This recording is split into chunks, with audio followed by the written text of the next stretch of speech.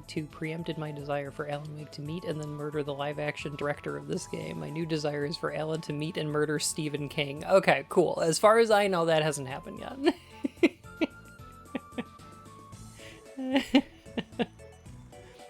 Do you want to know a weird fact?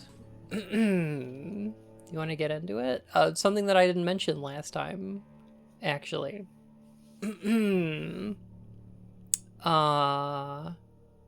It's not gonna happen here when I click continue, so I'm gonna pause it here.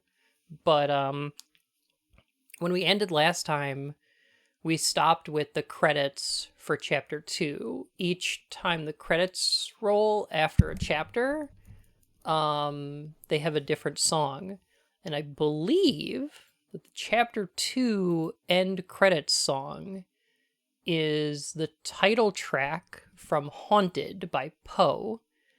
Now Poe's an interesting character, because Haunted was her first album in like 5 years. It came out in 2000 and was released as a companion piece to her brother's book, which goes by the title House of Leaves. Haunted was a companion album to that book,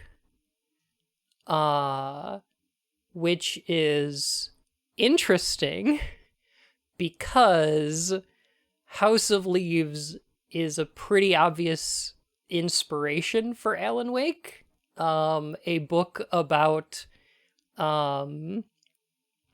a house where space and time becomes twisted and surreal and dreamlike, and the narrative and the book itself become equally twisted in a metatextual level, and a lot of this is told through author's notes and edits and things like that, which is also obviously, an inspiration for Control.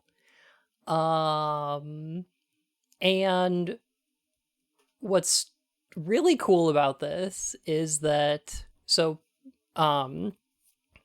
House of Leaves is written by Danielewski, I want to say. I could look this up, but I'm stupid. Danielewski,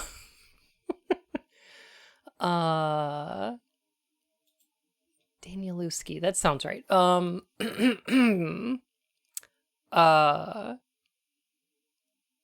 So Poe released the companion album in 2000, and then released a couple more songs, and then went quiet for about a decade before she came back to making music, specifically to make the end credit track, which I think is called This Road, for Alan Wake 2.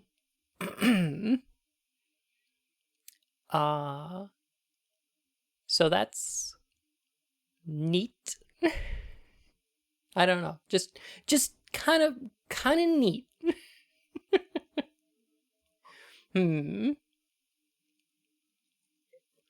The book has footnotes that take up entire pages. Yeah, because part of the narrative is told through footnotes. Yeah. So yeah, I don't know. Kind of cool. Kind of interesting. Poe and Sam Lake wound up collaborating quite a bit on the music for that game. And music is an important part of the Alan Wake games. Kidding. Lucky Bun Pet. Thank you for 18 months. Welcome back to the Court of Hearts, Your Majesty. But yeah, let me see if I can remember what happened last time on the Alan Wake.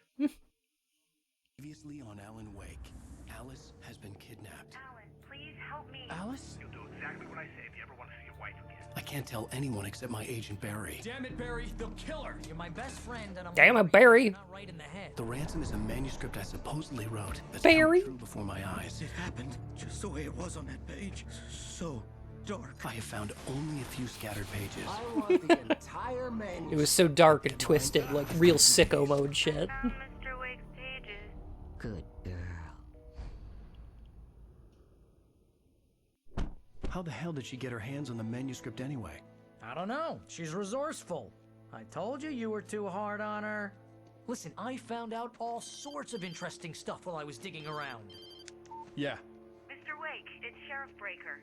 We have an FBI agent here, Agent Nightingale. FBI? Oh, we love this guy. Anxious to see you. You'd better come to the station. Okay, I'll be right over, Sheriff. Let's make this quick, huh? Is Barry also that guy from Bayonetta? No, he's from Resident Evil. He's the guy who said you were almost a Jill sandwich. Haunted was my favorite song in Alan Wake 1. Glad to know they're back. Me too. Good stuff.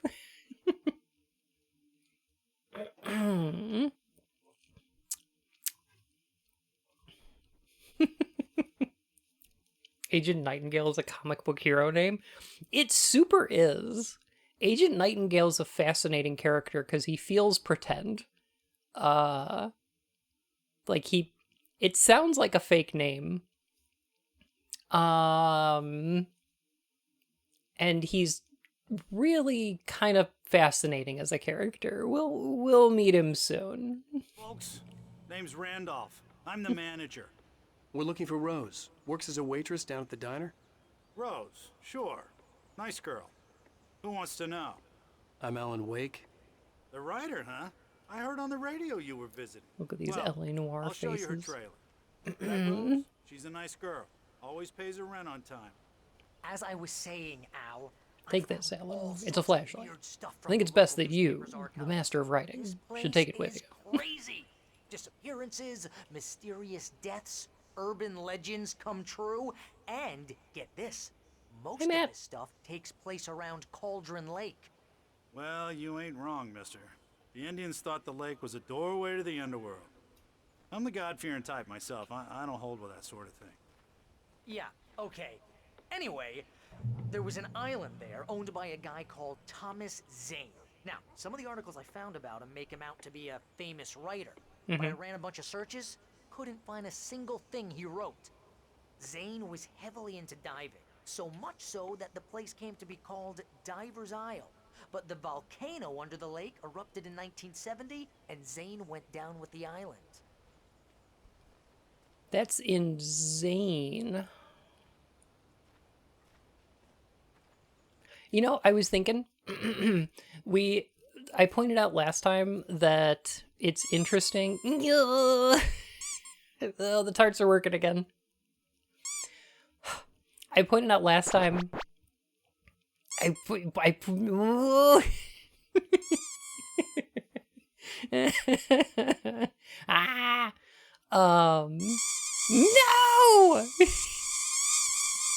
Matt has to cut all these out. You know how much work that is?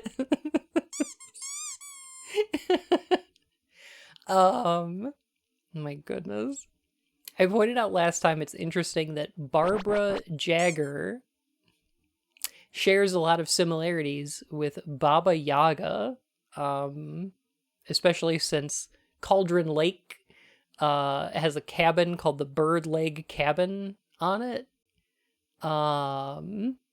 She's a mysterious old lady that appears, and I was like, oh, what would be really interesting is if we got we got a reference to the Bird Leg Cabin, which is so Baba Yaga walks around in a hut on big chicken legs, right? But sometimes she also flies around on a mortar and pestle. And I was like, oh, it'd be interesting if we got a reference to that too. And it turns out I forgot we super did, actually. In Alan Wake 2, there's a mortar and pestle waterfall next to Cauldron Lake. So yeah,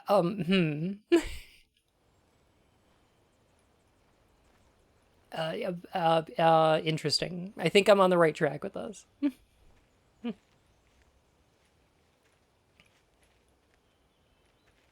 way, John Wick reference. Yeah, how about that?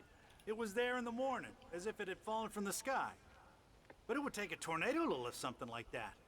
We're damn lucky it didn't crush any of the trailers.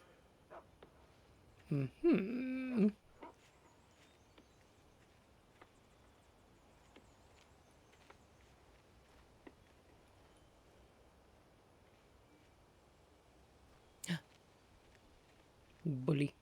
How are you not more concerned about that? Boats usually do not fly. That is, abnormal. That tornado is carrying me up. I'll take you to Rose's trailer. The tornado is carrying a yacht.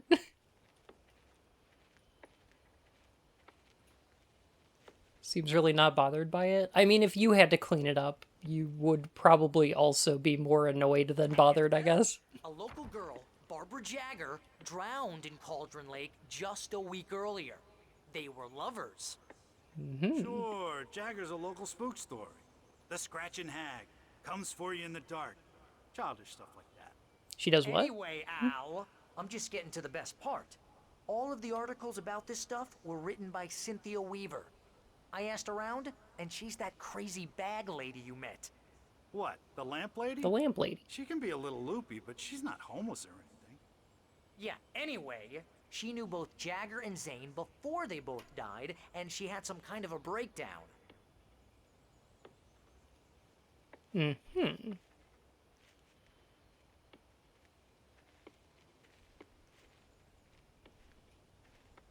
Overcoming the dark place with gyromancy.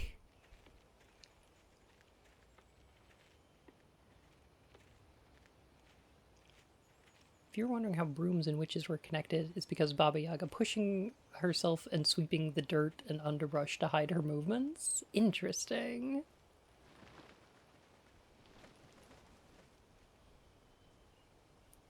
Burbs.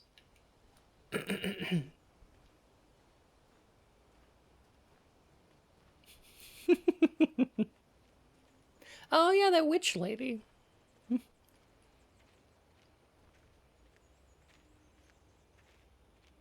I guess it is a little bit silly that I never picked up on it Well, before. mister, this here's Rose's trailer. You mind me asking what you want with her? We're just here to talk to her, pal.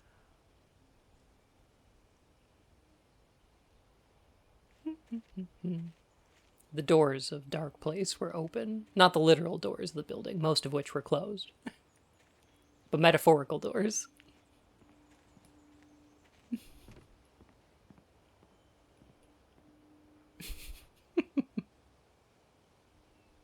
Windshield clean. Damn, I bet that'd get it pretty clean.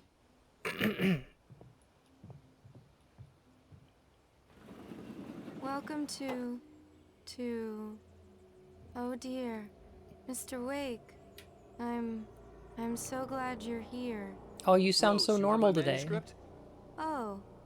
Oh yes. Yes. Please, come in. We're having a normal one. Hey, this is really good. Rose, Yes, my manuscript. I really need it. I understand. This is, I know if what you will you excuse me, a damn fine cup of coffee. A muse to inspire you. Oh, for Barry. She doesn't have anything. Yeah, hey, Al? Al, what's... Oh... Barry! Cool. What? What? How could the coffee betray me like this?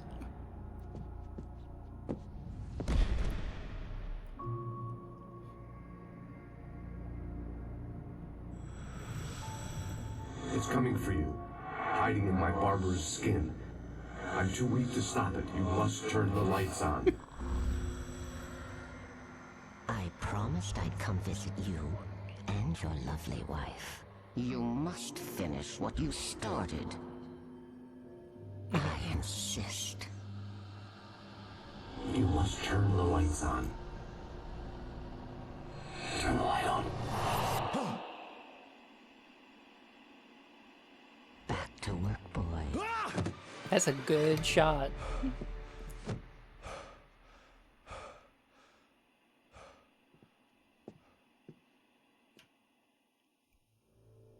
I felt nauseous, hungover. Only anger kept me going. I can't tell reality from dream Big anymore, Angie. but it seems I have an imaginary editor to help me. She's an old woman in a funeral dress, I call her Barbara Jagger. She's very strict. I'm writing faster and faster. My manuscript is being heavily revised. The edits are getting very aggressive, and each day there's less of me and more of her. I hate it, but I know she's right. She promises me I can save Alice this way. She knows more of this than I do. About the complex incantation I'm attempting. About this place. She's worked with another writer under similar circumstances, Thomas Zane. The genre of the story seems to be shifting. It's turning into a horror story. I'm getting close. I can feel it. I find it somewhat interesting that the way we are viewing Wake is through media. You know what I mean? Like, obviously, we're here playing a video game, which is how we're interacting with this Alan Wake. But the way that this Alan Wake sees the Alan Wake that's under the lake is through the television. There's a lot of characters that we interact with through either like radio or television or obviously the notes of the manuscript.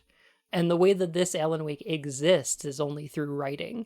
So it's interesting to see the way that this game is using media as a window into viewing these other characters. Mediated, yeah. It's all fiction, yeah. Which is interesting. Another interesting thing is that I think that this game may have been partially inspired by one of the endings of Silent Hill 2. On your second playthrough of Silent Hill 2, you can find some additional items in that game.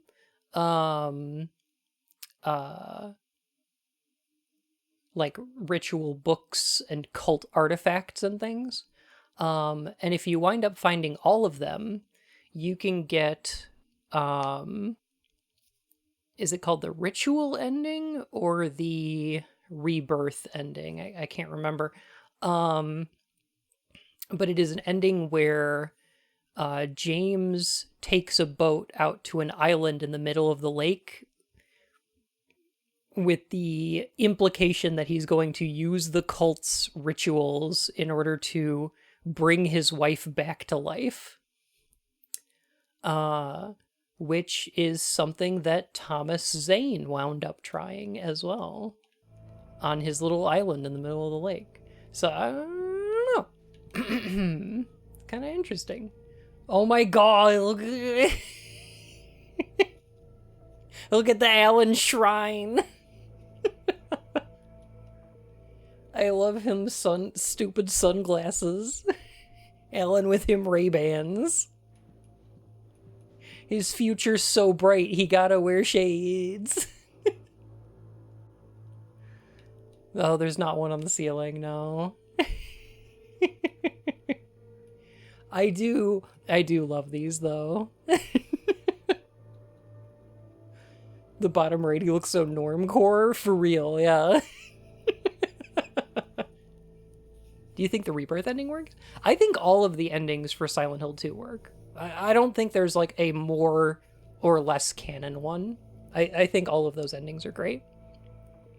Some of them are darker or bleaker or more awful than others, and I think Rebirth is probably one of the worst. You know, for James.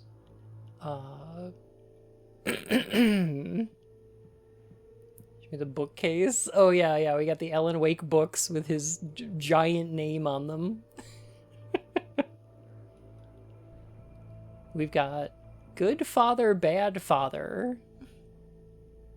Always Think Dio? Web metrics. Creativity. Farewell to sanity. Me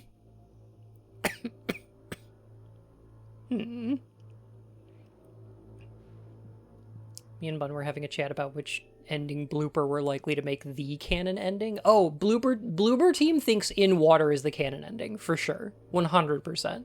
They're like, oh yeah, the suicide ending, that's my favorite. I like that one. That's the one they like. 100%. Rose took a day from me. I had less than 12 hours left to meet the kidnapper. All I could do was get Barry into the car, work something out once I got on the road. Holy diver, you've been down to in the midnight sea. Barry was out of it. He was way too heavy to carry. Okay. You're right. I deserve more money. Yeah, you do, Barry. So handsome. Cooking with corn! 72 tasty recipes. I don't think there's 72 ways to make corn. I don't know if I believe that. I can think of like 3.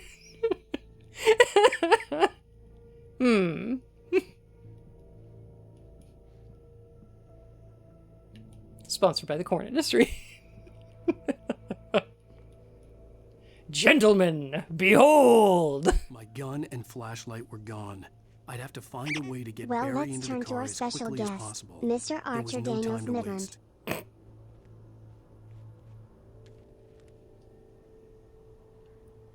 Corn. Corn with butter.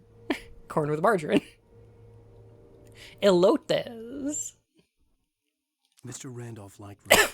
That little smile she had. How she was still sweet when life had tried so hard to make her bitter. It wasn't any of his business what she did in her trailer. But those strangers, the writer and his smart-ass sidekick, looked like trouble. And they'd been in there for hours, way past her normal bedtime. He reached for the phone and called the sheriff's station.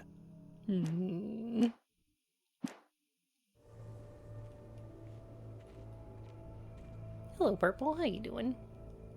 Is this the new one? This is the remaster.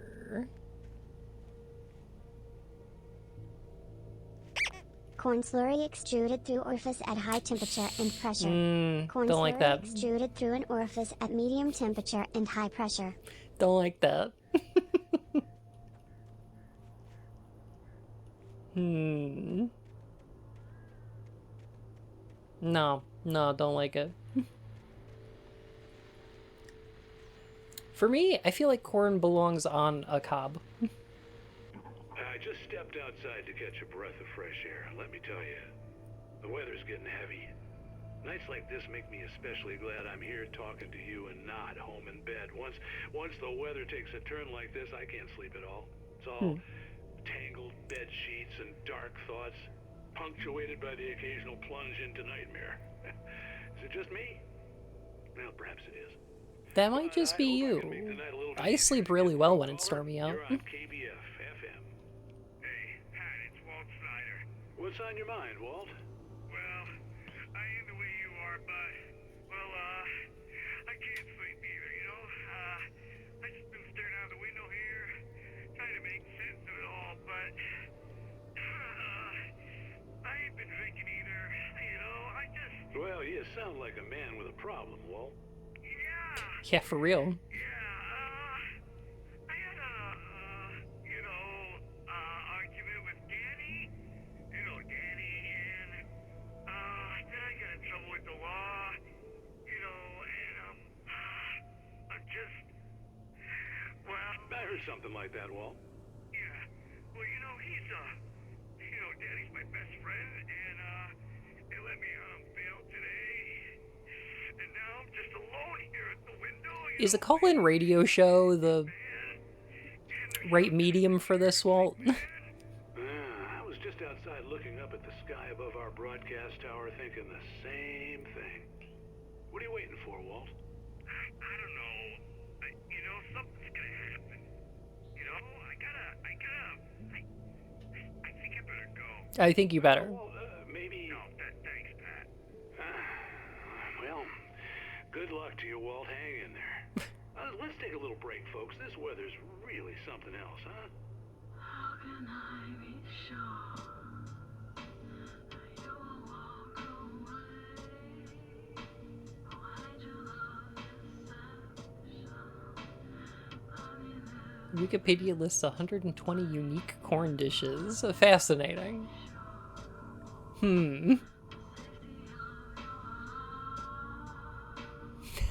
Pup Tetris, how you doing?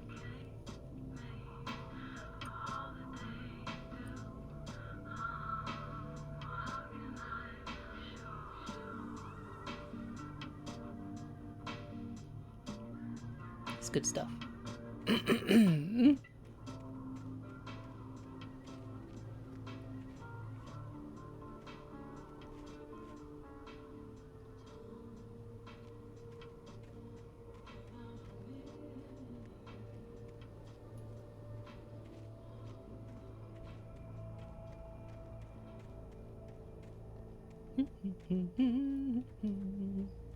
Oh, there he is.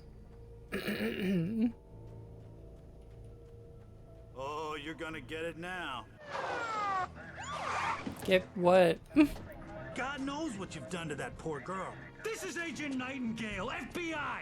Get him up, Hemingway! You're under arrest! You move a muscle, I'll unload right in your goddamn face! Stay right where you are, Shane!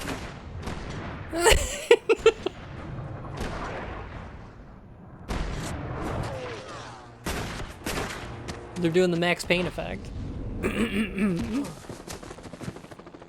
What are? I'm standing right here, you goddamn maniac!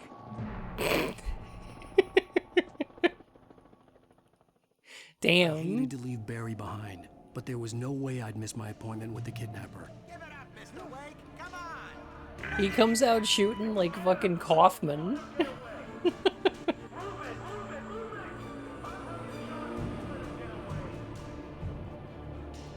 So the interesting thing, I think, about Nightingale is... Let me see. We found another... Here we go. Agent Nightingale didn't want to be in Bright Falls. These little communities revolted him, and he didn't like the trees or the coffee. He now knew that impossible horrors lurked behind the storefronts and smiles. He desperately wanted to turn the car around and just drive until he passed out or ran out of road and booze. But he had a job to do.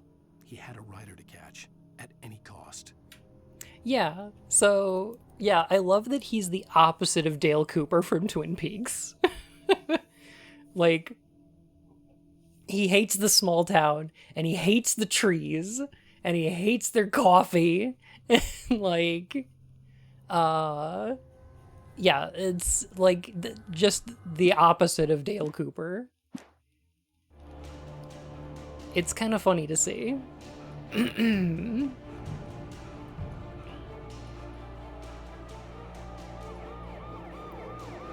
Where's the part of Alan Woke when he realizes he's part of the establishment and burns his ID and lives in the woods? I mean, he's not a sovereign citizen.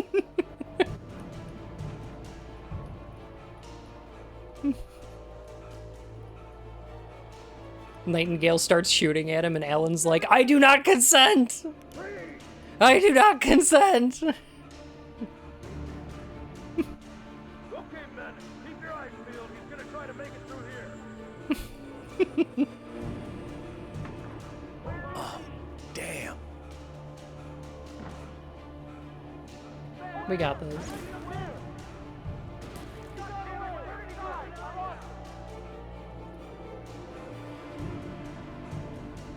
No problem.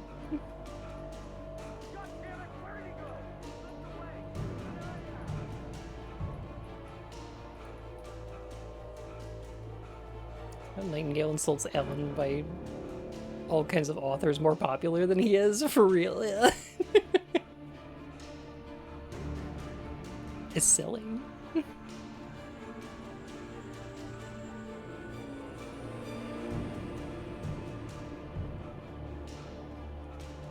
That's how you escape the dark place. You point out all the flags in the dark place have gold fringe and you don't consent to the dark place admiralty laws, yeah.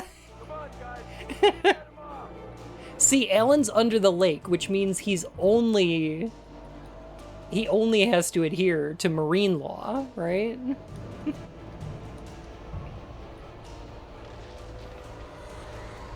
Obviously.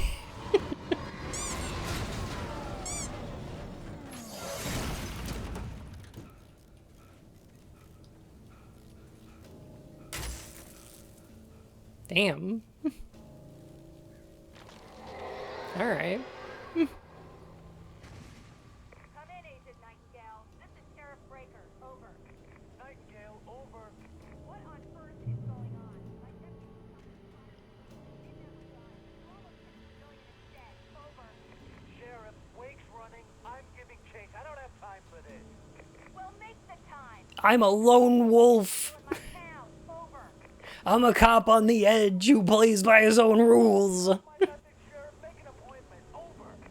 stay right where you are, Agent Nightingale. I'm on my way. Out. Mm-hmm. The suspect was last sighted running along the gorge that leads westward from the trailer park. All units are advised that the suspect may be armed. Approach with caution. Stay out.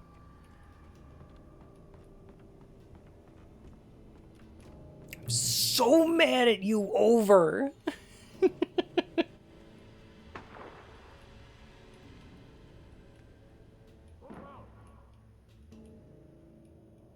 Did they take away my gun for this section so that I didn't just shoot the FBI?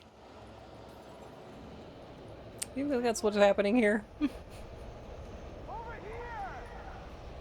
Like, mechanically.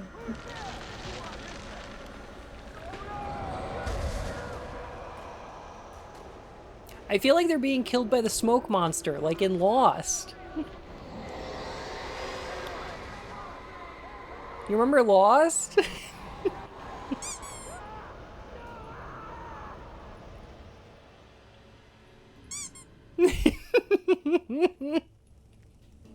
This horror was everywhere I went, circling me.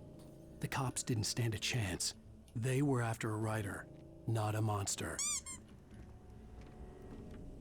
Darkness, all that I see imprisoning me. Absolute horror.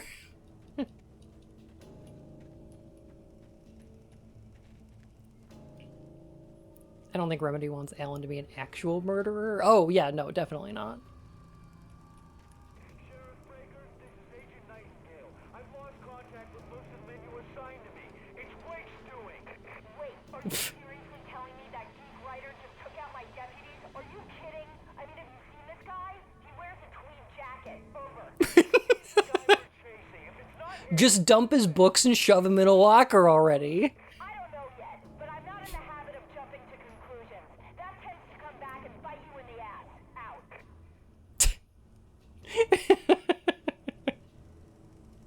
Out. Okay, so I also think that Remedy doesn't want Alan to be an actual murderer, but there is an element to this game that's a little bit like Silent Hill 3's They Look Like Monsters to You, right?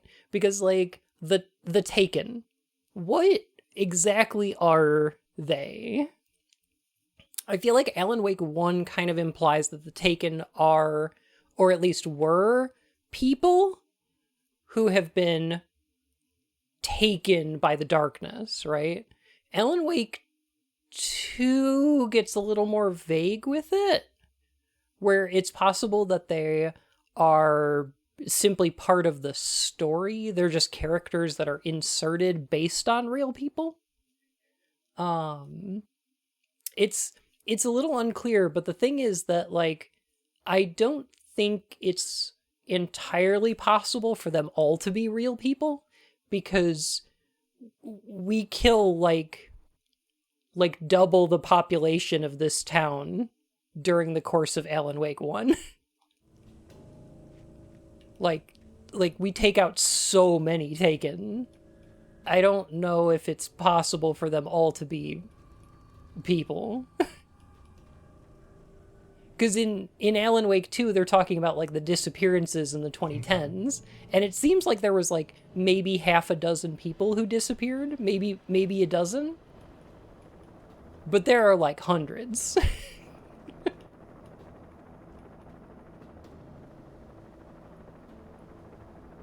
So, I don't know. I feel like it's an open question.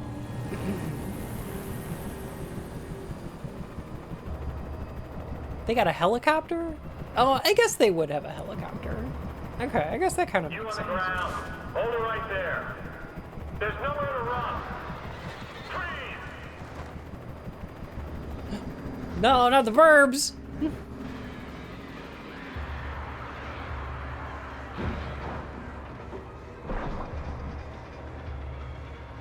Damn, birds will fuck up a propeller, though.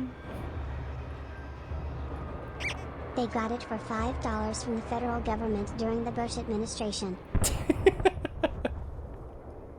Jeez. Alan's unarmed. How are they like, oh yeah, he took out that helicopter? Damn. So, I was like, okay, why would the police out here have a fucking helicopter? That doesn't make sense. And then I was like, oh, they actually have a lot of wilderness out here. Having a helicopter actually makes a lot of sense. There's a lot of mountains out here. I think, actually that would make a lot of sense for, like, search and rescue stuff. 1 FBI helicopter or 10 burbs. Birds, for sure. The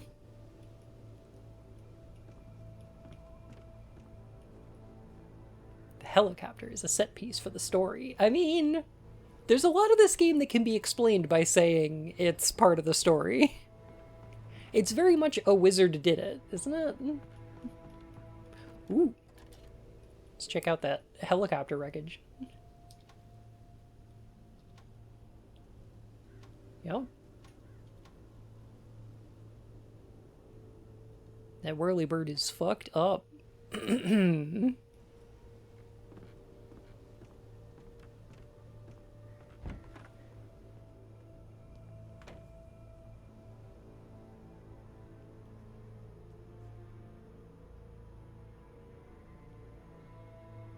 What a cool rangefinder. Is that what this is? I don't know how these work.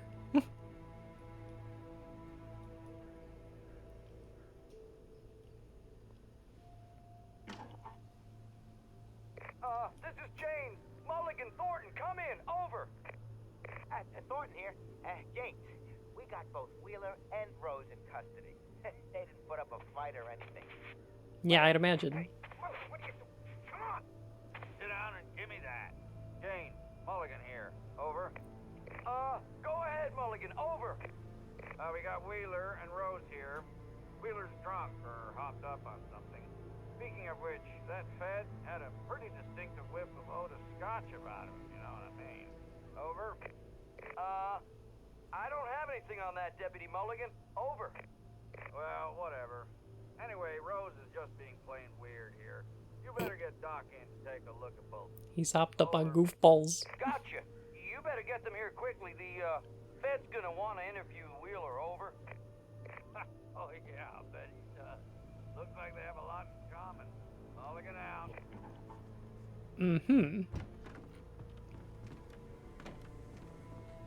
I guess the funny thing about this is, like, what does the FBI have on Wake? What is he going to be charged with? Suspicion of being a dweeb.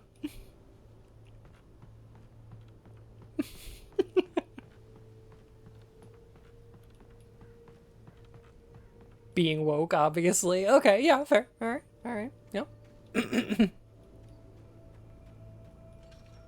I imagined that the broadcast tower in the distance was part of the local radio station. Maine seemed like a decent guy. Perhaps he could give me directions to the coal mine. Okay. Assault with deadly prose.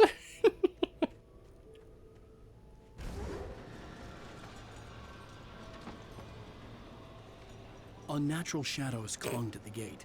The darkness that was after me was trying to stop me. I wouldn't get through without a light. Darkness after me, imprisoning me. All that. I need to stop. There was no power to the searchlight. Commence the jiggling.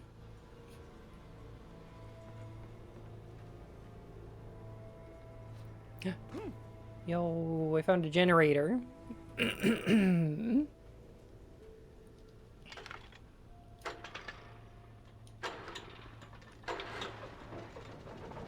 Yep, got it. All right. I can see why Alan Wake is getting added to Dead by Daylight. Like, it just makes sense, right? The old generator conked out. I'd have to see if I could fix it and try again. Oh.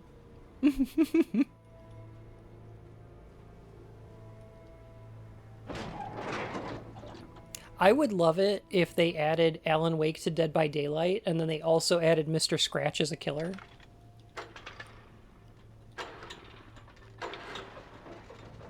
That would be fun.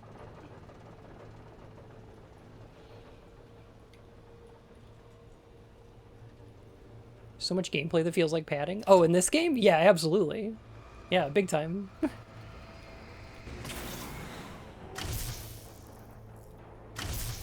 Yeah, I feel like there's a little bit too much of this game that is wandering around in the woods.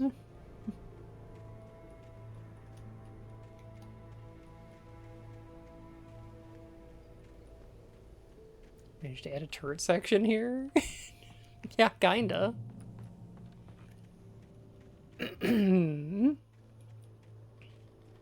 Remedy was learning? For sure, yeah. It was also part of the game's development, right? Because originally their idea was to have an open world. This was going to be like...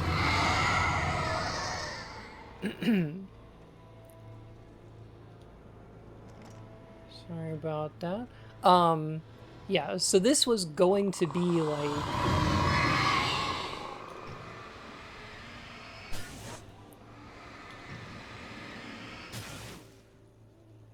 Okay, an open world that you could walk and drive around. And they just couldn't get it running properly.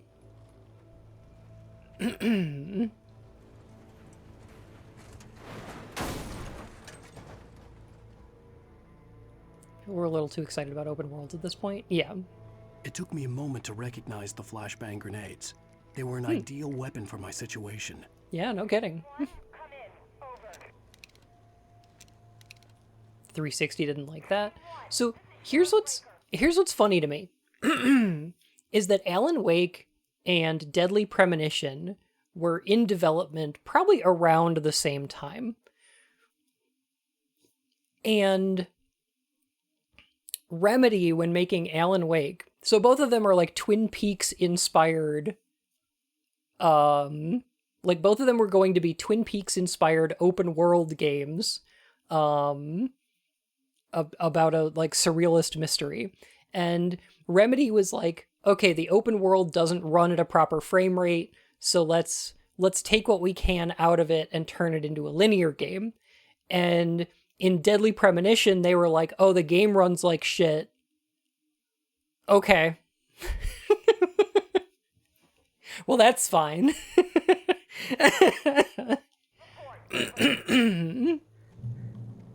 I like both. I think they're both great.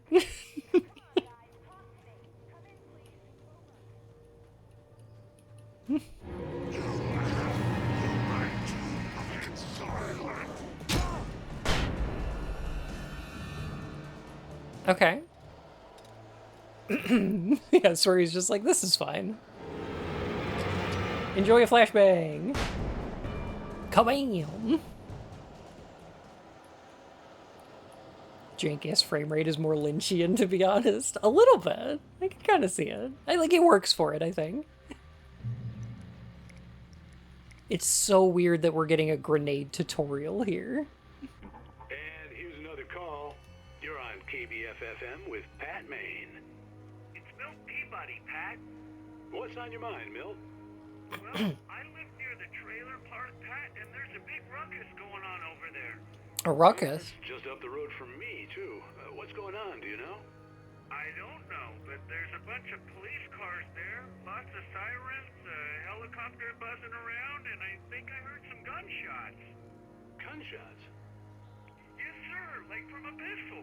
So can you find out what's going on? Because it's just next door, and they're popping off guns. Hi, Baz. How you doing? They're still shooting? No, it was maybe 10-15 minutes ago. It sounds serious, Pat. I'm telling you, it don't sound like no party. I'm certainly going to give the station a call, Milt. Okay. You'll hear it here as soon as I hear from them. Yeah, that helicopter's fucking dead.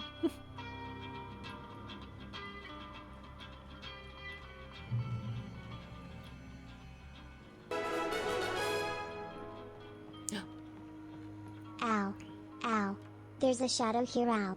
Why is there a shadow? Should I call the lawyer again, Al?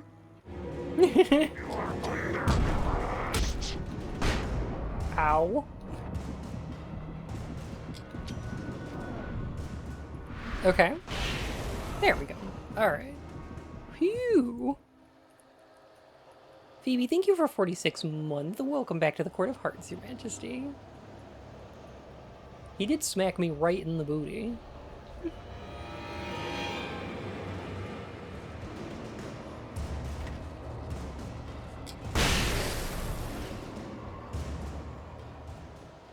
It's my first time seeing the remaster. Did they get rid of the Energizer batteries? Sadly, the Energizer batteries are gone, as are the big Verizon wireless billboards. Yeah.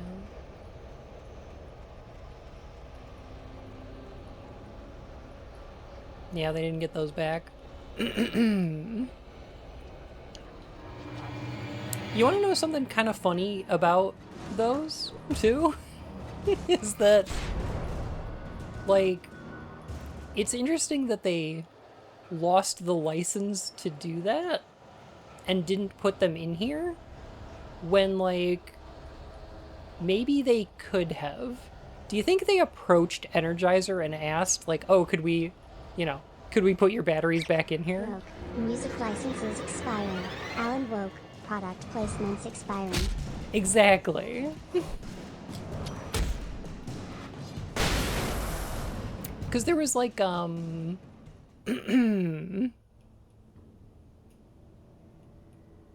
mentioned? Did I mention Lost?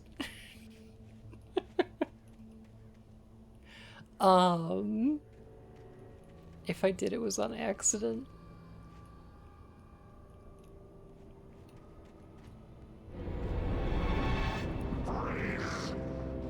Monster Energy is gone in Death Stranding. So that's another interesting one. Because,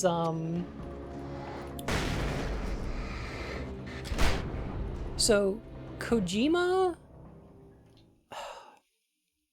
Okay, in Metal Gear Solid 4, Otacon has an Apple laptop, but the big soda machine they've got is for Narc Cola, which is a reference to the drug from Police Knots, which is also called Narc. However, Kojima apparently was drinking a lot of Coke at the time, and was like, approached Coke and asked if they wanted to be put on the soda machine. And Coke didn't want to be associated with a game with that much like war and guns and things. They were like, oh, we don't really want our drinks associated with the battlefield. So instead of finding another sponsor, they were just like, no, nothing. It was merely because it was not like they were approached with a sponsorship. It was merely because Kojima liked a thing and wanted it in his game. Can Coke bloom on the battlefield? I find that interesting, and I'm pretty sure that's where the Monster Energy stuff came from in Death Stranding as well. It was probably Kojima going, I've been drinking a lot of Monster and I want to put it in my game. I hope Maine could lend me a car to get to the coal mine. Like, I don't think they did it for the money. Which is weird. He likes something and wants it in his game? For sure, yeah, that is frequent.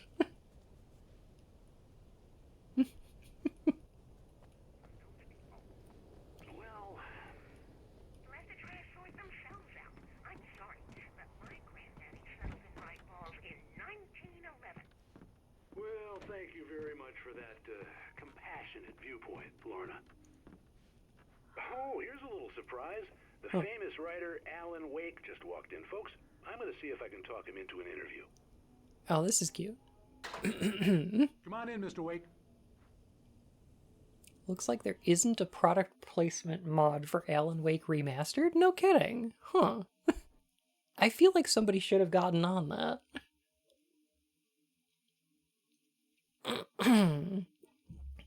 He did the same with the music in Death Stranding. Part was an amazing choice. As the music set the tone so well? Yes.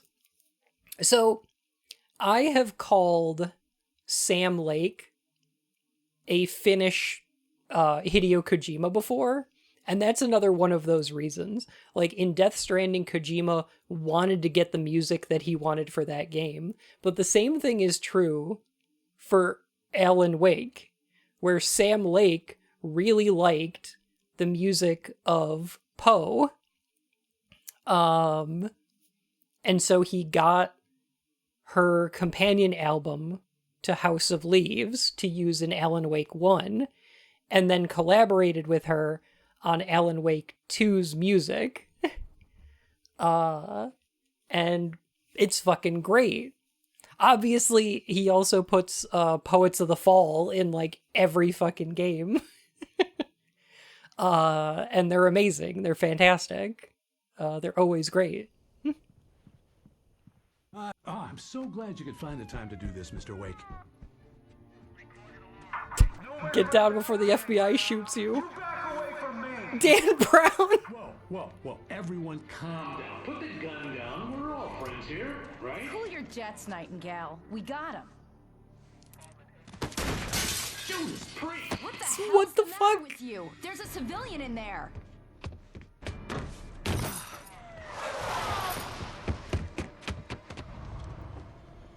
Cop behavior. Like... For real, though. I'll get you yet, even if it kills me. You hear me? You hear me, H.P. Lovecraft? So many cliffs, it was ridiculous. That's what you get for naming a book The Sudden Stop. It was probably good I hadn't had the chance to tell Maine where I was going. I'd have to lose the cops and find my own way to the mine. It's terrible. Gwah! How are you doing? Oh my goodness. Gwah! I hope you had a lovely stream. Presumably that's also the case with Metal Gear Solid 5. Say we wanted about the game, but the use of the man who sold the world is that game's theme song is fucking inspired. Yes, and I want to talk about that in a second. Y'all go please follow Gra. Oh my goodness. Gra's just the best Snapjaw. Such relaxing streams, too.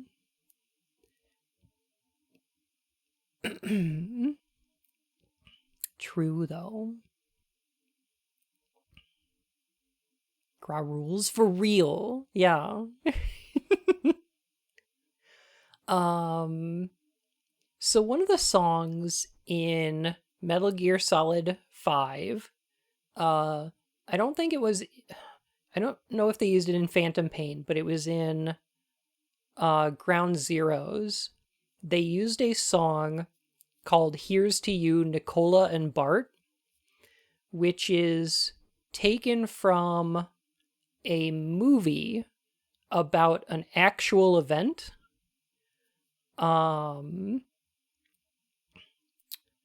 About... It's in Metal Gear Solid 4's credits as well? Well, interesting.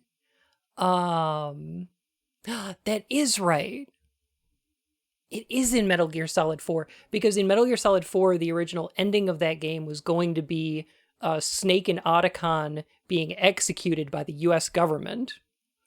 And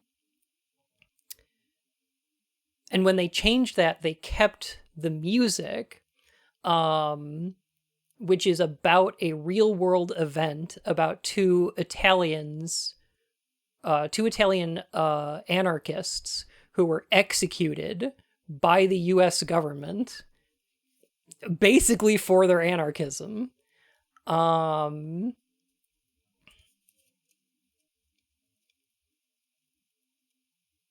Have they started teaching the kids that executing those two was good actually yet?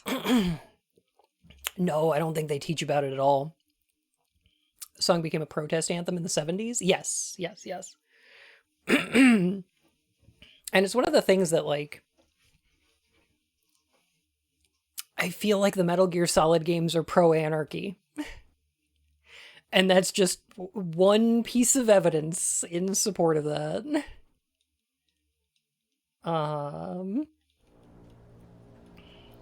You think? Oh, yeah. Yeah.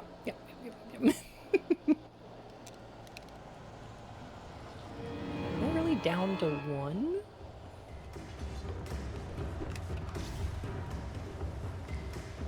Okay, I'm gonna pick up this flare, and we can start this thing.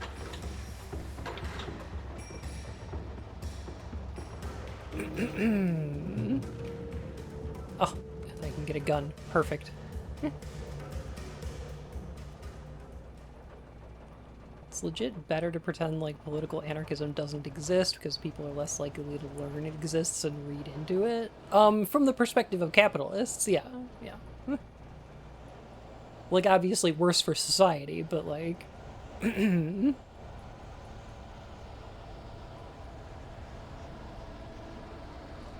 US government would rather have people forget about Nicola and Bart.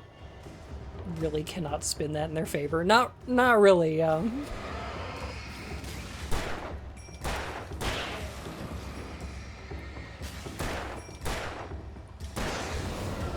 Like, a state-sanctioned execution of political dissonance is really tough to spin as a positive, you know?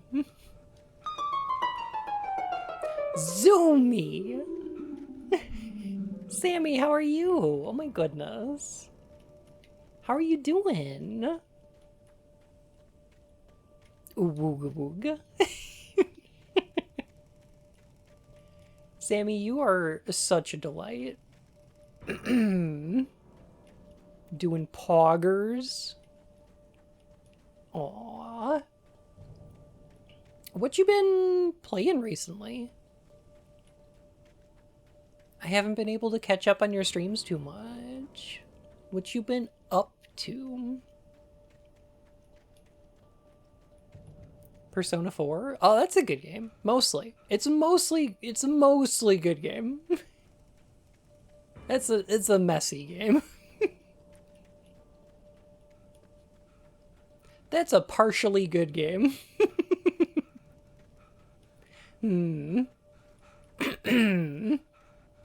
Messy's a good word for it. Yeah.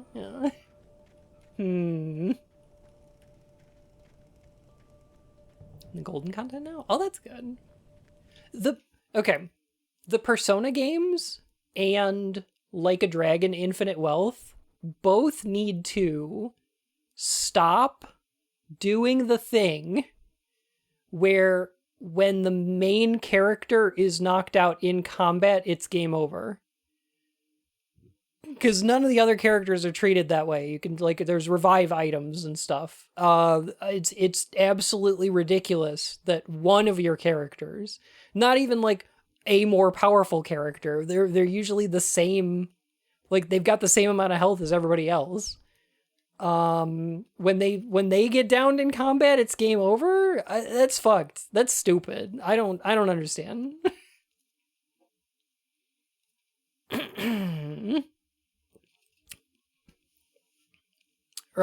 Silly. It's left over from SMT. Yeah, I know.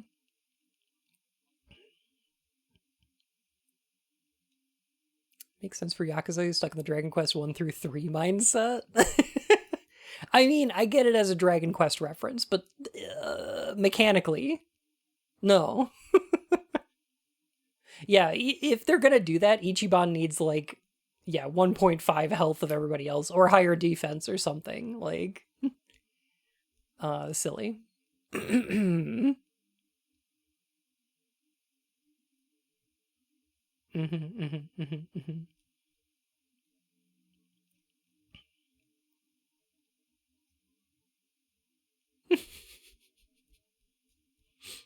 So I make my P5 character as tough as possible. Yeah. Understandable.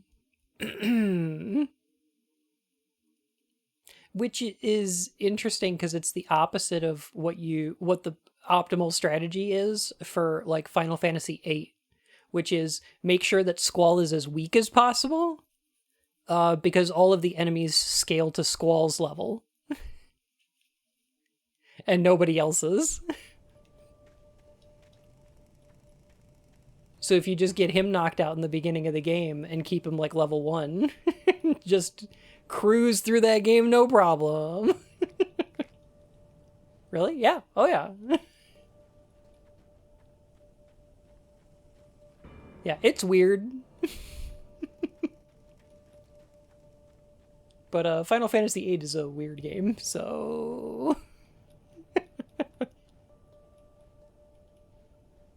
it's a very weird game. Also, yeehaw.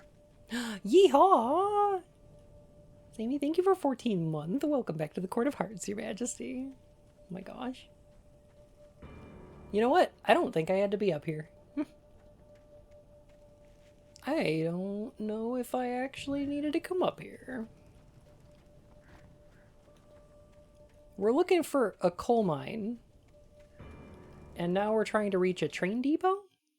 I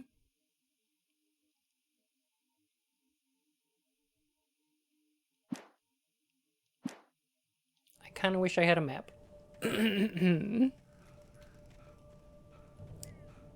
People massively overstate the level scaling in FF8. Oh yeah, it's not a ton. Like...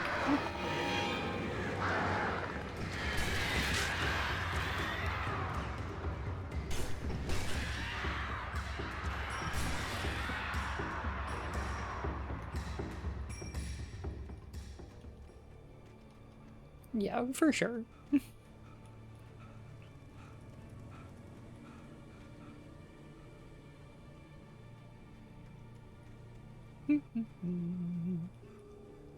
Animals really hate Alan. I'm glad that they didn't have these birds in Alan Wake 2, I'm gonna be honest.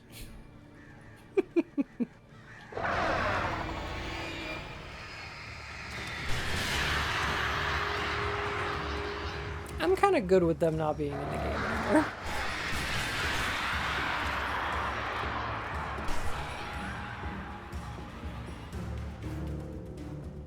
They still did have animals that hate you, though.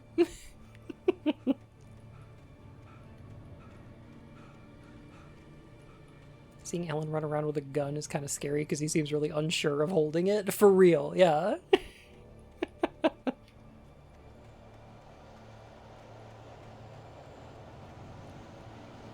Yeah, that does not seem safe.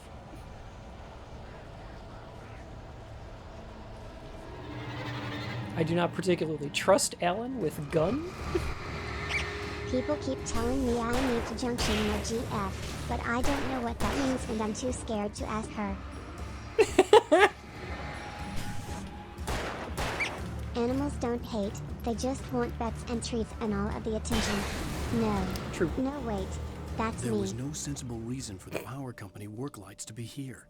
It was almost as if they'd been left for someone like me to use. And also all these guns and flashbangs. Almost like...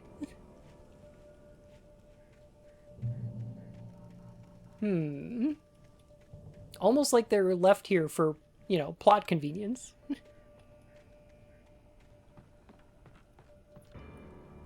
Oh, thank goodness. Shoddy too hotty. Let's go.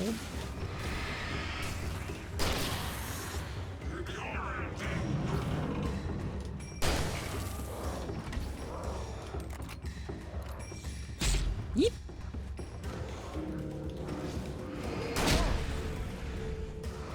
Huh?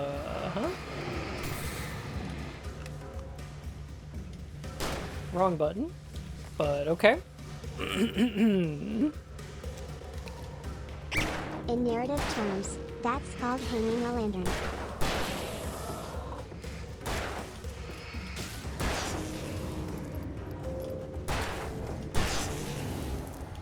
I think you're right.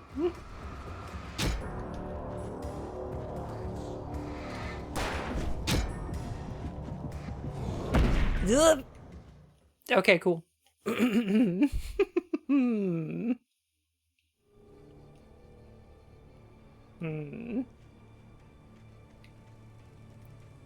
need more of these lights on.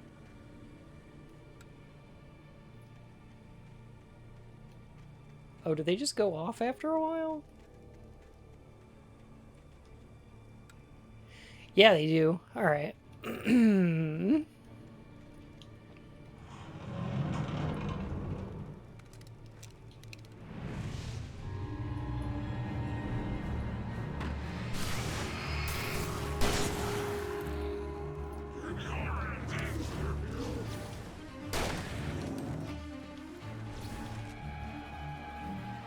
gonna get over here so that I can turn this back on.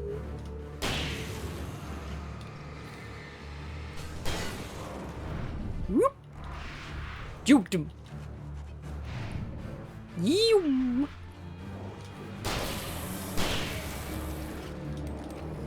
Ah! Okay, no. Missed that one. That's fine. Ugh.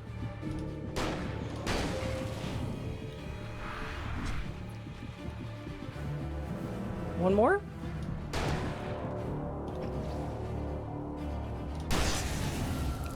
Got him. Okay. You know what? I want to look that up real quick. Hang on a sec.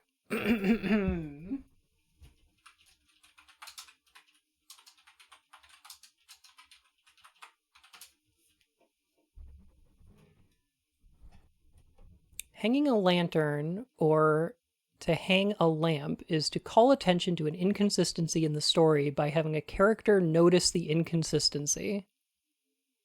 It is the writer's way of telling the reader, I did this on purpose, it's not a mistake. Detective stories are rife with lanterns. That's weird. Blank doesn't usually blank. See also lamp shading. Of course, yes. Okay. Cute. That's funny because it is a thing that happens frequently in this game. But also the idea of like lamps, lampshades, lanterns are a common element of this game as well. You see what I mean when I'm like Sam Lake is just a Finnish Hideo Kojima? It's this type of like wordplay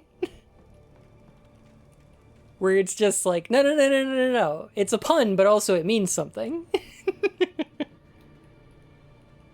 It's cute. It's really cute. Lamp shading can be obnoxious at times, like you're drawing attention to a bad thing instead of just not doing the bad thing. So yes. So there's different ways of doing lamp shading. The good way is to point out an inconsistency for the sake of clearing up that inconsistency. It's not just pointing out a bad writing thing. Like in a video game, if a character is just like, oh man, I hate these kind of escort quests, and then they're actually doing an escort quest and they just make you do the escort quest, that fucking sucks. But in a detective story, if they're like, oh, it doesn't make sense for the blood to be inside the window, if they cut themselves leaving through the window, because then later on you come back to that and you explain why that inconsistency was there, right? So like, there's a difference.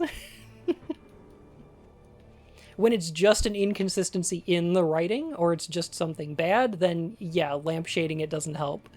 But you can also lampshade something like Alan here going, wow, it's really convenient that these lights were set up like this. That kind of doesn't make any sense. And then later on you can go, oh, they were done that way because Alan wrote them into the narrative there. Or more accurately, Thomas Zane placed them there in order to help Alan.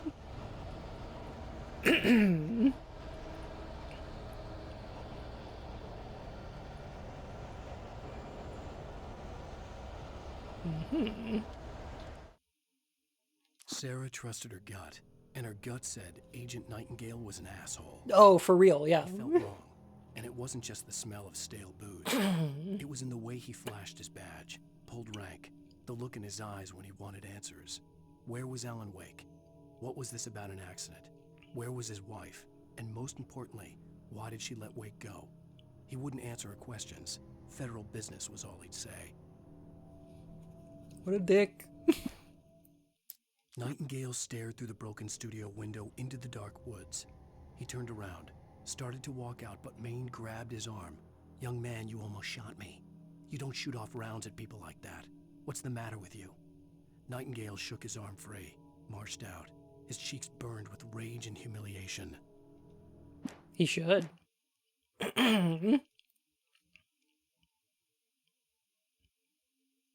Thought lampshading was explicitly a weak explanation that waves away some sort of plot hole. To me, it feels distinct from hanging a lantern. That might be.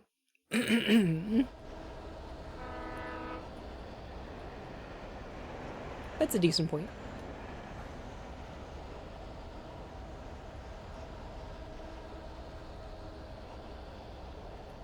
Ugh. You know what I love in a video game? A train level.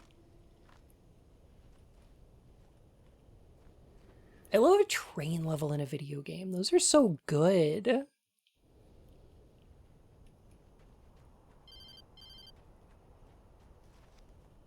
Hello? The most stubborn man I've ever met. Alice? Alice? Alan, I'm so afraid. Keeps me in the dark. Please help me. I look at you, Alan, and it's not you. Something else. Looking out from behind your eyes. Alice, I'm here. I'm so alone here. It's all gonna go to hell. You need to be careful. Cooperate. Something else The looking out connection from had your been eyes. terrible, but that wasn't the only thing that hadn't been right with the call. She sounded wrong somehow, but she had called me.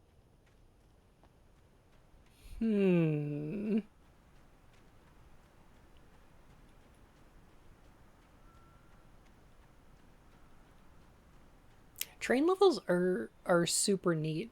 There was a time in gaming when the way you programmed a train level is to have the train be stationary and move the entire world around it.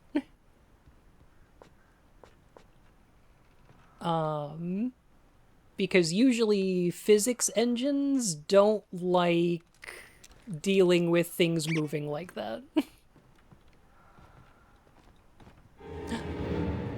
Skifko Stab, thank you for the follow, my fur whiskers. How are you? I did not realize I just picked up a flare gun, but that's alright.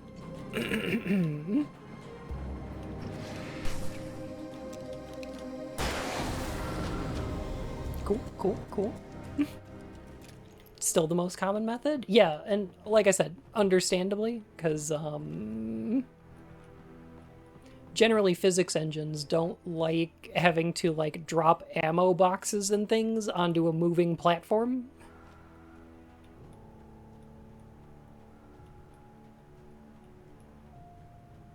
The oil rig environment in Human Revolution's expansion is completely static with the water being moved instead. Yeah, that's really common. Doing all right yourself? Still feeling a little sick, but pretty good. Thanks for asking. The pipe wrenched itself loose from the bridge's steel framework. Wrapped in darkness, it floated in midair, twitching. For a moment, I didn't understand what I was looking at. The heavy object lurched at me with impossible force. I threw myself out of the way, but just barely. When I turned my flashlight on it, it shook in a dark rage before it flew at me again. Foreshadowing is a literary technique in which... I like the foreshadowing of Wake attacked by possessed object. Up ahead, and a warehouse of some sort on the opposite shore. I hoped I could find a car from there.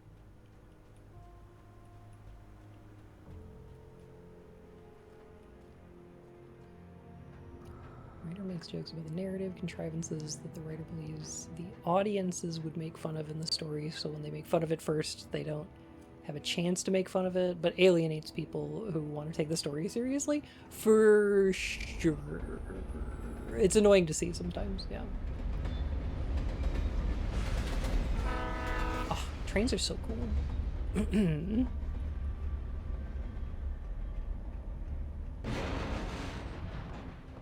But yeah, if you have a character that can like run and jump and all of this stuff, it's much easier for the physics of the game to handle doing that on a stationary platform while moving the world around them, rather than having them on a moving, you know, train. The darkness that was pursuing me was growing stronger, and it was taking over everything in its path. What the hell?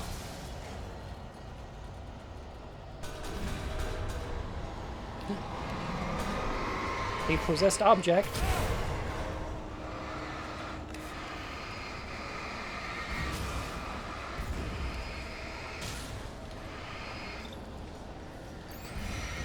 I like when the whole world just feels like attacking you.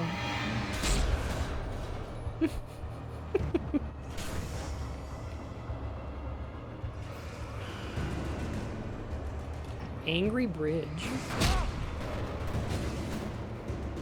Jeez Louise. I'm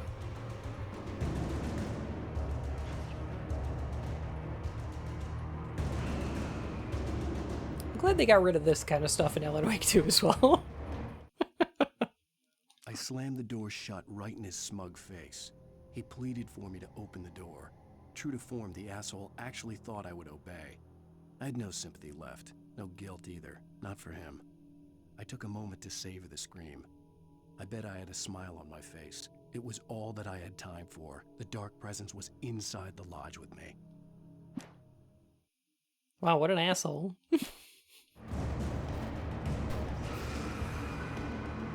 As a teenager, just starting to get interested in writing. Stephen King had been a source of inspiration to me. I thought about all the inanimate objects that had come to life in his books. No one is safe in a good horror story. Stop it! Certainly not the protagonist. That's what makes them fun. This was anything but. The darkness could possess anything, and it was getting closer.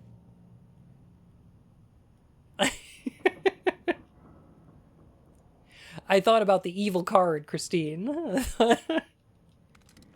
Hmm.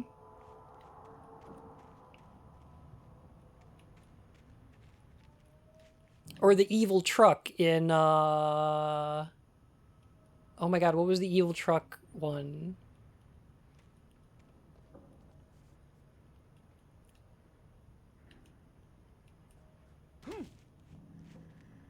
Maximum Overdrive. Thank you. Yes, yes, yes, yes, yes. That's what I'm thinking of.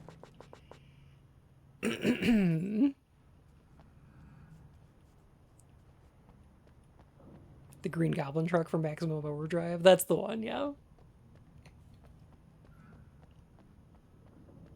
You know what's weird? Okay, so, like, I feel like generally Stephen King stories make pretty rubbish movies. Like, I like them. I don't think they're particularly good. Because they're usually a really decent build-up to a really dumb CGI monster at the end. Which is what happens with, like, Stephen King's It, or The Langoliers, or Rose Red, or, you know what I mean? I like Langoliers. I think Langoliers is great. Or Stand By Me is okay. Stand By Me is a fucking masterpiece. Kubrick's The Shining is a better retelling. Fuck Kubrick, though. I think I mostly agree with that. For me, I think one of the most successful adaptations is probably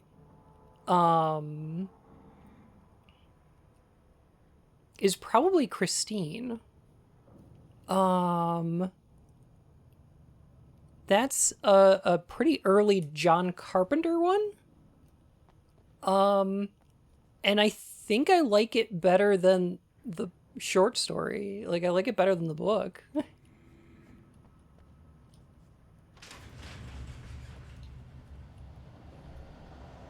they make Christine almost like a sympathetic character. The car? And I think that's cool. Ow. Whoa. Wait. Wait, if I can dodge here, I can shoot the explodey thing. Yeah, there we go. I love Christine and always rooted for her. Yeah, exactly.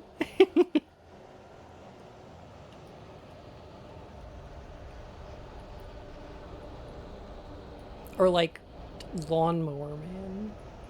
That's another one that's like... I feel like the CGI is failing that movie.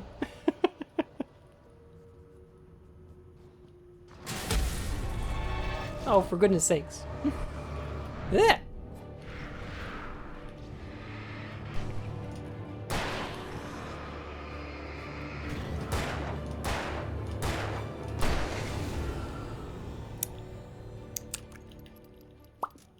There's a lot of John Carpenter I hadn't seen, it turns out. John Carpenter. Here's my two favorite things about John Carpenter. One, he loves Sonic the Hedgehog. He said he even liked the one where he turned into a werewolf. And I think that's rad. Two, John Carpenter said that he wanted to make a Dead Space movie. That he would like to direct a Dead Space movie. And holy shit, could you imagine, like, I like Dead Space. I think Dead Space is like a perfect video game, right? I think it's pretty much ideal for what it's trying to do. And I don't think there's much improving it. However, if you took out the soundtrack and had John Carpenter do the music for Dead Space, that would be unbelievable. That would be so fucking good.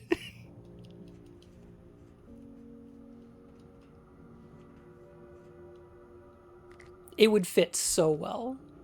Like, oh my god.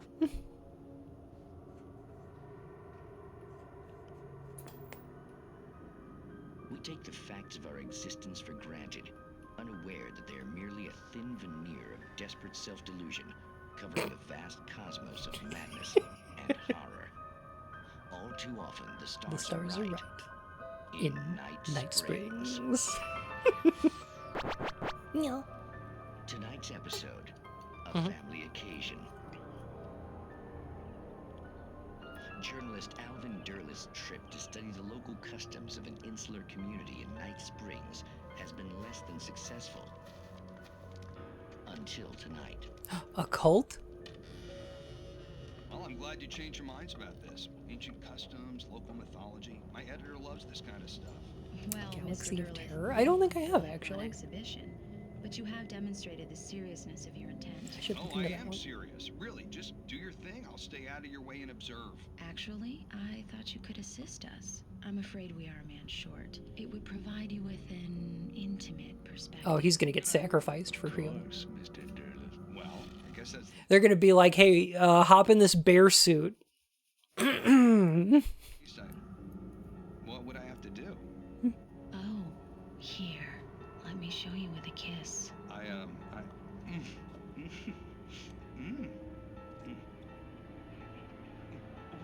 What did you... Yeah, murder him.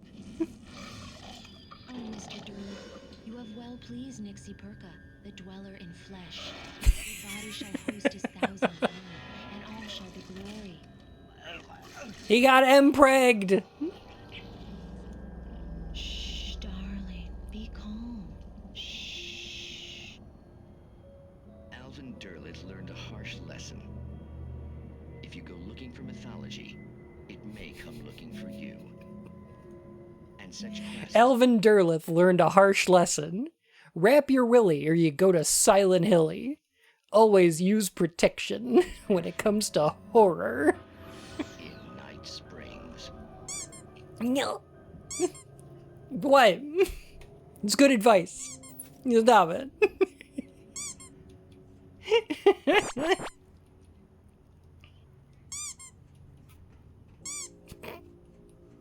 Is that the moral of the story?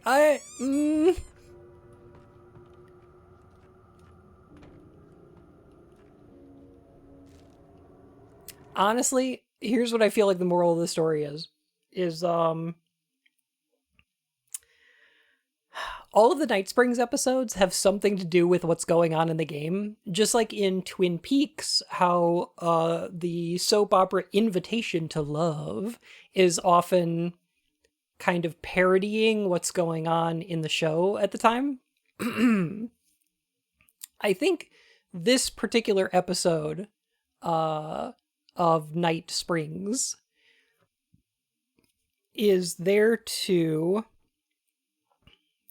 introduce some of the more Lovecraftian elements of this story, like the elder gods kind of a thing that's going on. But also the darkness that's inhabiting people, or could be inhabiting Wake. I was watching Ron, came back to the stream. Aww. Well, welcome. Here's why Alan is in the fog, is because Alan wrote a Night Springs episode that was basically Dead by Daylight, but he doesn't remember how it ended. That's cute. That's a cute thing. The darkness surged towards me, sucking everything loose from the ground into its depths, tugging at my clothes. I saw the flare the kidnapper had dropped and threw myself towards it just as I felt my feet leave the ground. The darkness embraced me with the force of a tornado. Somehow I managed to light the flare. The darkness roared and cast me away. I fell toward the dark waters of the lake far below.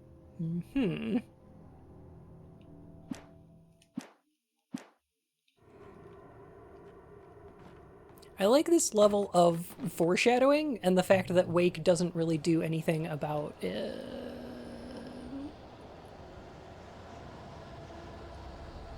Minor pronouns bio, minor V. We ask what yours are. Oh, I use he, they, or she. They're all good. Thanks for asking.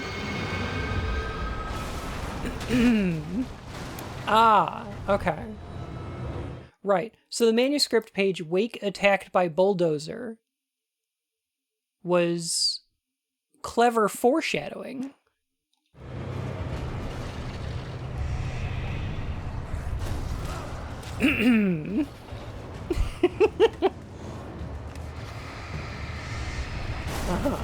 Ah! What could it mean, though?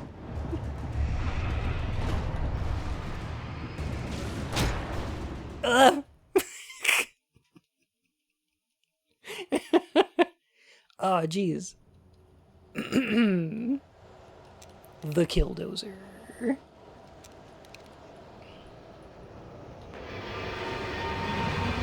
I like Alan's sleep. His name is Awake.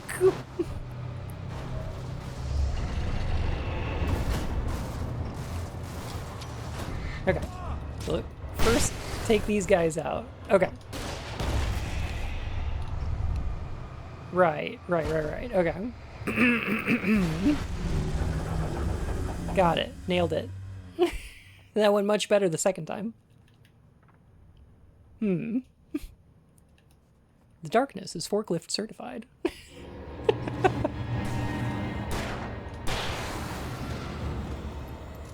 That's some butch darkness.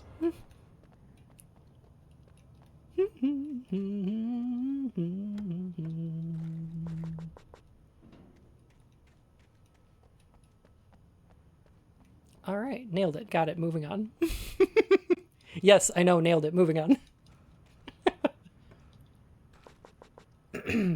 That's so many flares.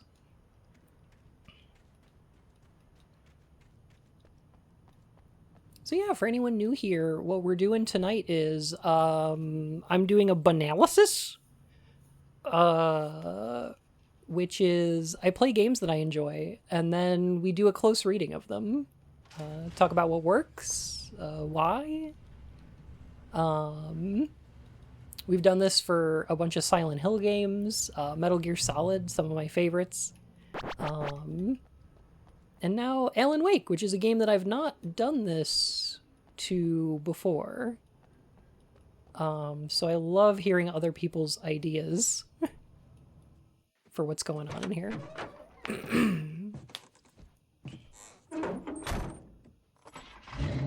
We're driving. I had never been this glad to see the sunrise. I had a couple of hours to get to the coal mine.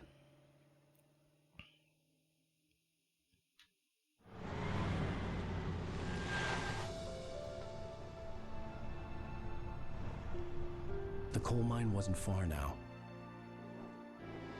There's no coal mine in Silent... Okay, there is a coal mine in Silent Hill, but it's not... Okay, there is a coal mine in Silent Hill, but it's not the coal mine from the Silent Hill movie. Stop it. The Silent Hill 2 mentions the Wilkie coal mine, and but like it's not in the game. It's just there's a picture of it in the Historical Society, but it's not. There wasn't a fire there or anything. Okay, it was just okay. Shut up.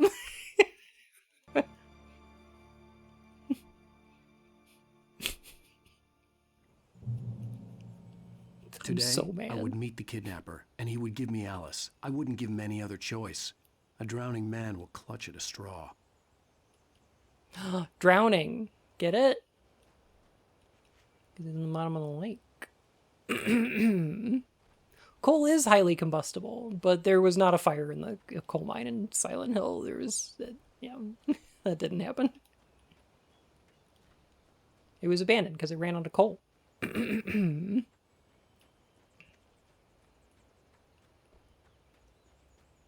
When we play Silent Hill 2, I'll talk about it because there are moments where we may see what the coal mine looked like. It's possible that there are areas from the coal mine in the Silent Hill 2.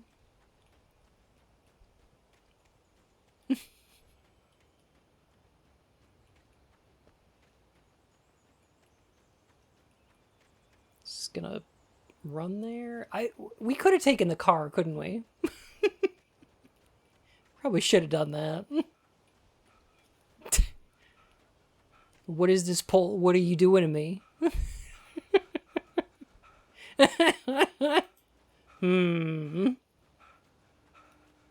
Adorable or avorable? Probably one of these. I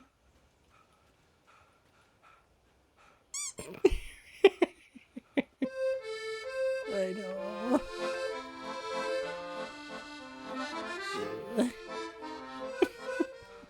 Iran Batu Delcar, not realizing how much as myriad.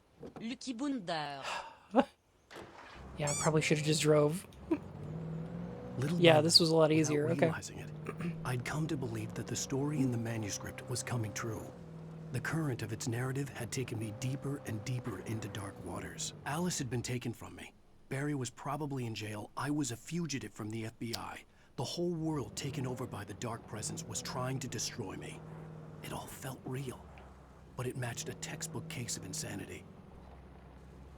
Did it though? Which textbook would that be? By textbook you mean a horror story, right? Gosh, it's all me, isn't it, Alan?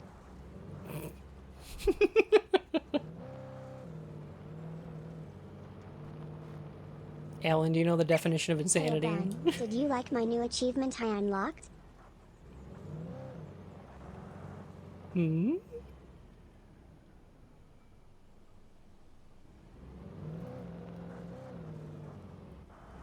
Where was this in the DSM-5, Alan? Where was the manuscript pages in the DSM-5? Wow, what a nerd. Hey,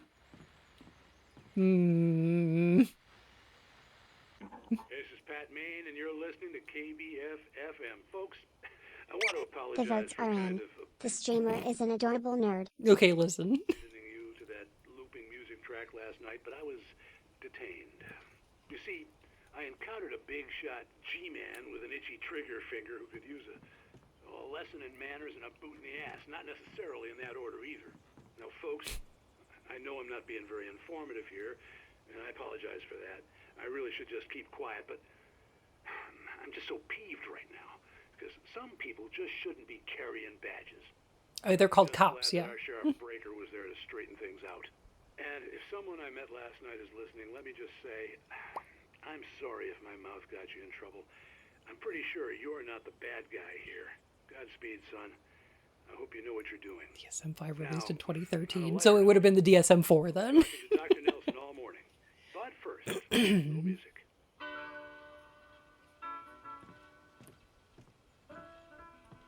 Abel Stalin doesn't know what insanity means. Oh, for real. There's a lot of characters in this game that talk about insanity and really don't seem to have a concept of what that means. Yeah. This game is not particularly... How do I put this? This game has some antiquated notions of what mental health issues look like. They get better, I think. But, you know, it was 2010. It's accurate to the location it's set. Could also be bad writing. Yeah. Yeah. There is... I do want to talk about the depictions of mental health and mental health care in this game, but I feel like I'm going to have to wait a little bit to do so.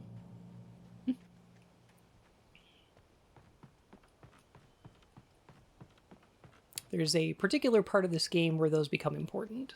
They got better at it though, right? I think so. I don't think that Control or Alan Wake 2 had quite the same problem as this. Borders on Stephen King levels. So there's... Okay. So Stephen King and Twin Peaks and Lovecraft are huge inspirations for Alan Wake. And a lot of those all come with their own baggage that also shows up in here in some way, shape, or form. And that baggage is similar to the kind of stuff you see in Silent Hill as well. And that is usually in the form of the way that they depict mental health, autism specifically, First Nations, and like colonialism, like that stuff, is a part of all of these, and usually not handled the best. Yeah, Control tends to avoid that altogether. Welcome back to KBF-FM. Hope you enjoyed that tune. Now, Doc, you were talking about life and finding that special someone, that soulmate. Well, you were talking about that. I was saying I don't buy it. To me, that's strange, because I always pegged you as a hopeless romantic. I'm sorry, you did what to him? You got Good for him. But I think love's where you look for it. And you need to do a lot of looking, sure. Love's where you look for it. One special person out there for you. And if you miss that chance, it's gone forever, and you're forever incomplete. I mean, isn't that depressing? Or, heck, childish even? There's plenty of fish in the sea. Yeah, go find someone out there who's willing to peg ya. That's true. That is love. As a fishing analogy for everything, but what you're saying, isn't that a little... Yeah. Well, no. What I am saying is that your potential for finding that connection isn't limited to what's essentially a How about chance we and forget time. about the Galgamex for a second? Forget about the Galgamex. I guess that's a nice thought, but let me say something personal here. Okay. Now, well, I don't disagree with you exactly, but I can't really fit that together with what I feel. That bedsheet is pretty cool. What I felt for someone, because she was the one. She was. And I let her drift away from me. Was she a Maybe fish? I didn't put in the work, I don't know, but, well, since then, and it was a long time ago, but since then there hasn't been anyone, not like her. And I'm not saying I dwell on her or haven't moved on. I like my life. I'm not living in the past, but I do miss the way she completed me. You can't argue with the heart, Pat. I'm sorry, folks. I had kind of a scary experience last night, and let's just say it's shaken a few things loose.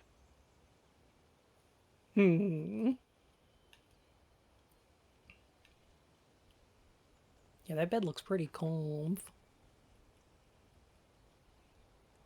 I have no idea how comfy it could actually be, because, like, these towers never look like they're well insulated. And I'm just worried that it's going to be like camping, where you wake up in the morning and everything's got moisture on it, you know? Like, it's not like a temperature thing. It's just when you wake up in the morning, everything's just slightly wet.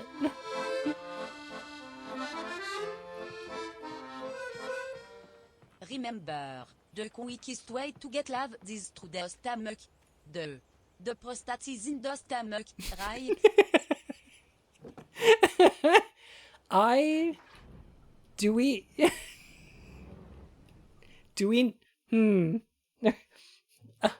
Honey. Okay, listen. No. No, honey, no.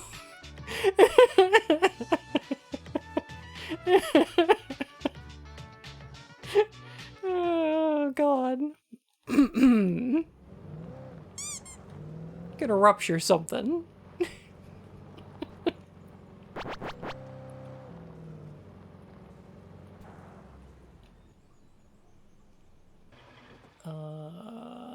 Is this the goal line? Times do you need to erase an errant bee from the chalkboard? Not often.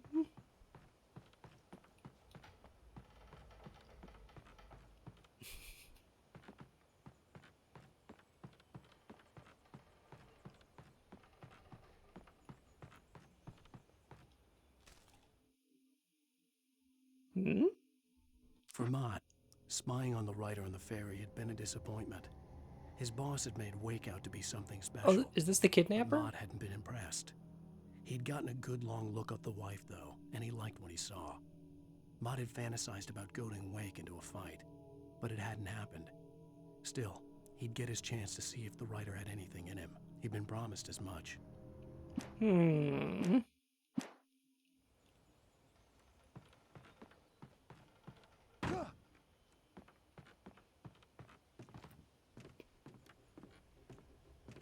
I like the remedy. Oh my, pardon. I like that Remedy has increased the finishness of their games. Absolutely agree, yes.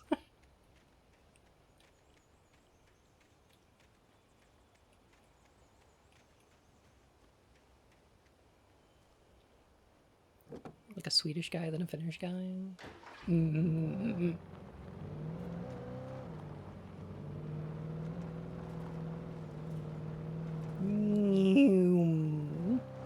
I gotta say, the driving in this game doesn't feel terrible. I was early. I have played was worse. supposed to meet the kidnapper at noon in the main building. The coal mine was quiet. It was a museum now.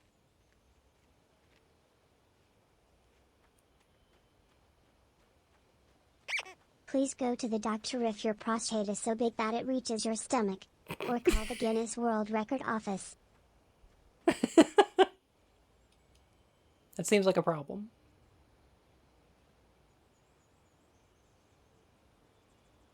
In gaming, it's been hard to find a finished product. Ah! I get it.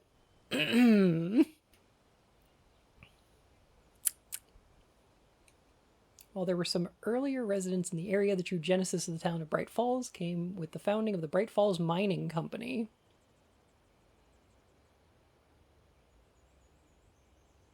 Although the work was hard and dangerous, many immigrants, Germans, Poles, Italians, Finns, and Swedes, among others, worked the mines. Interestingly, this is somewhat similar to Twin Peaks, although Twin Peaks is a logging town compared to Bright Falls, which was a mining town.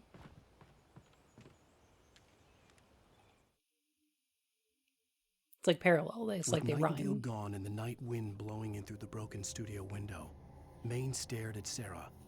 The sheriff looked away. Maine's voice shook with barely controlled anger. That boy's Logging doing is more much more drinking up than Buns thinking. Alley. I hope you know what you're doing, Sarah. He's got a sickness in his eyes. You take my word for it. He wants Wake for a reason, and it's not for anything good. Not a whole lot of mining in the Pacific Northwest. Logging all over the place, though. I can kind of see that. There was at least one gold rush up there, though.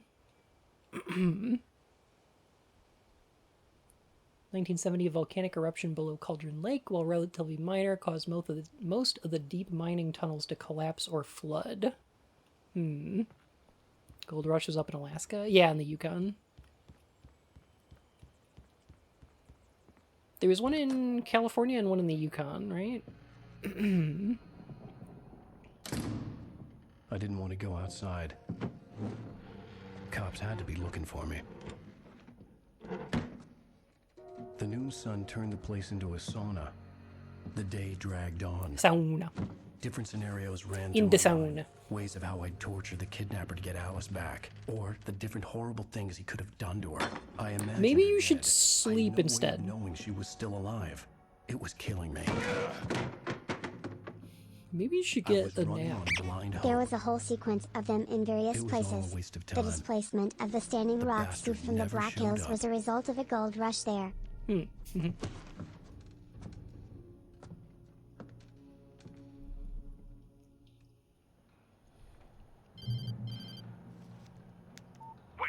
where the hell are you? Change of plans. You know where Mirror Peak is? It's a big mountain north of where you are. You follow the path from the mine, you can't miss it. There's a lookout Okay. point there. I'll be waiting. I'm through being jerked You around by want to you. see your wife alive? Because if you do, you better watch what you say to me. Do we understand each other? I want to talk to Alice. This guy's problem. Taking an Allen break. Are we? Just a little bit of an Allen break. Discordant, thank you so much for the 7 months. Welcome back to the Court of Hearts, Your Majesty. Alan, thank you. Yeah, and I want the manuscript. Don't keep me waiting, Wake. Hello? Hello? Ah! I'm gonna kill him. I had to get to Mirror Peak. I like how most Americans say sauna. Yeah, fair. It was close. Maybe closer than ever before. I just find it fun to say sauna.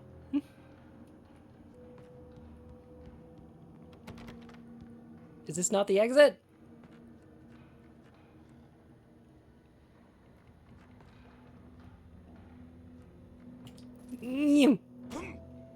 Got it.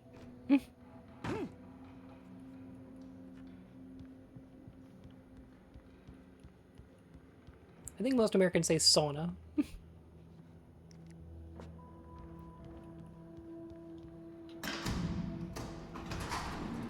But it's just more fun to round it out a little bit.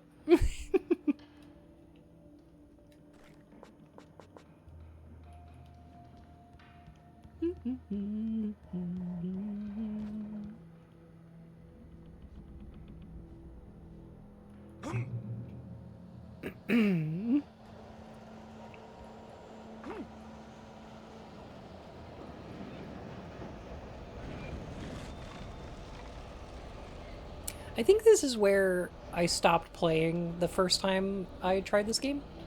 Little fun fact, did you know that there was a giant gold rush in Mongolia? I did But not. that was stopped by national park rangers, which were all poachers before. The story basically is our boss kinda hunted us down in the winter and recruited us. They are now best friends. Interesting. When Thomas Zane fell for Barbara Jagger, it happened fast. She was young, vibrant, and beautiful, full of life. He had never been a very happy man, and without any seeming effort, she had changed all that. Zane felt good for the first time in his life. Everything she did was another piece of a jigsaw puzzle he hadn't even known he'd been missing. And best of all, she made the words flow, strong and sharp. She was his muse.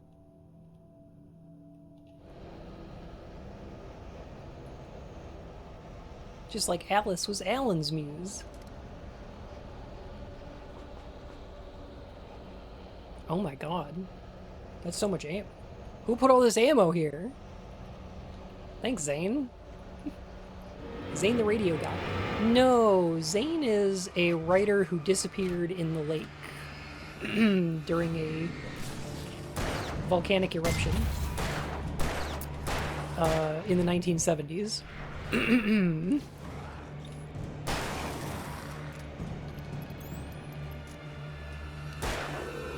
Although none of his writing was able to be found.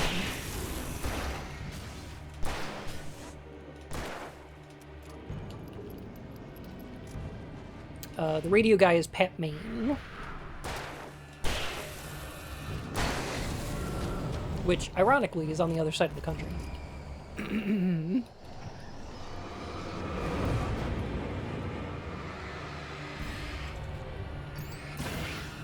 Take that, you object.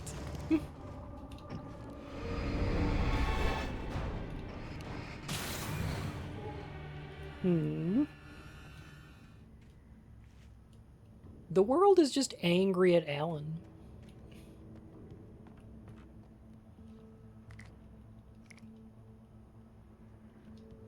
Interestingly, a lot of the stuff that winds up attacking Alan is kind of industrial.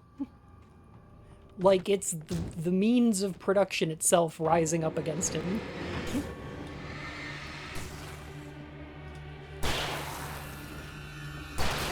I don't know if there's something to be said for that, like, a lot of the Taken are either, like, the means of production or the workers themselves. Like, it's the proletariat itself.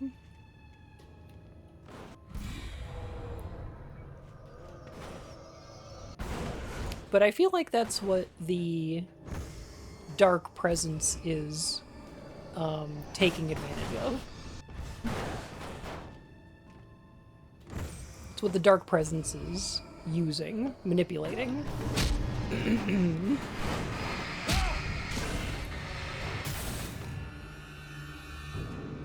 He's the bourgeois. He's a little bit bougie, yeah. But he's like a petty bourgeois.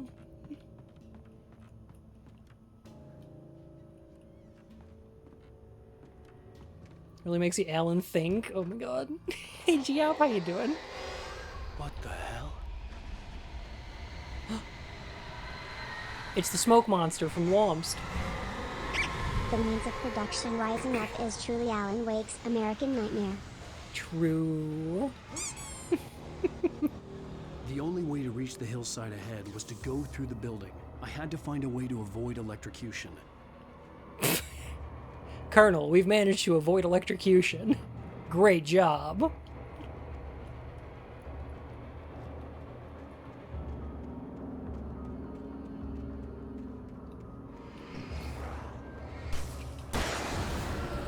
No, it's interesting because a lot of the writing, I don't know if it's Wake's writing itself or if it's the way that the Dark Presence causes his writing to be manifested.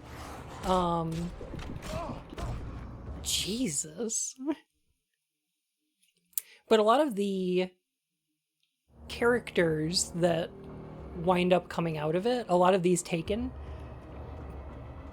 are very boiled down to the jobs they do, like the labor that they perform. They're very dehumanized in that way.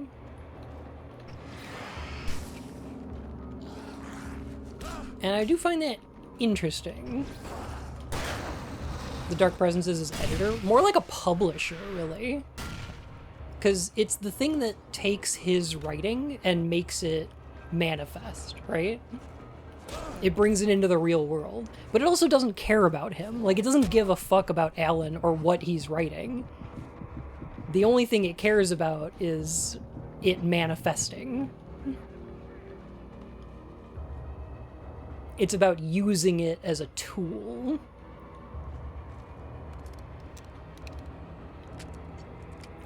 I think that the Dark Presence is capitalism. He's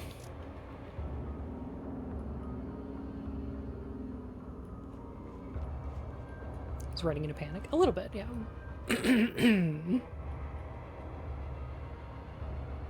feel like the monsters being more working class people and machinery is due more to the Dark Presence direct influence or Alan's story influence in the Dark Presence. I think it could be a little bit of both. It's capitalism. Would you like to see my surprised face? Lines no. Oh, wait till we get to the depictions of mental health care in this game. Because I think those are even more fascinating. Because capital, like,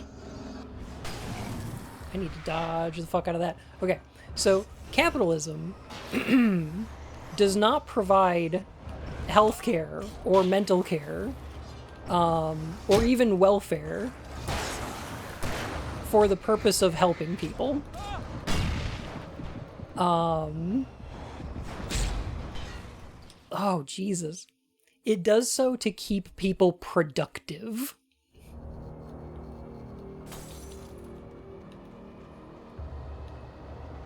It wants to keep productivity up. Okay, I think... Jeez.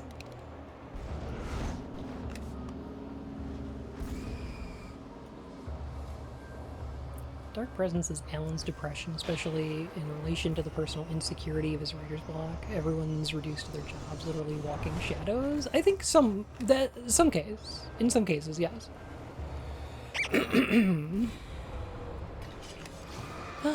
Dominant father figure, thank you for the follow, my furry whiskers. How are you?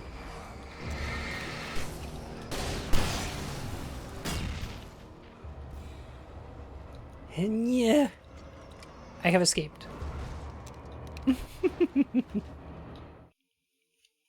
Love mental health care that didn't have a profit motive. For real, yes.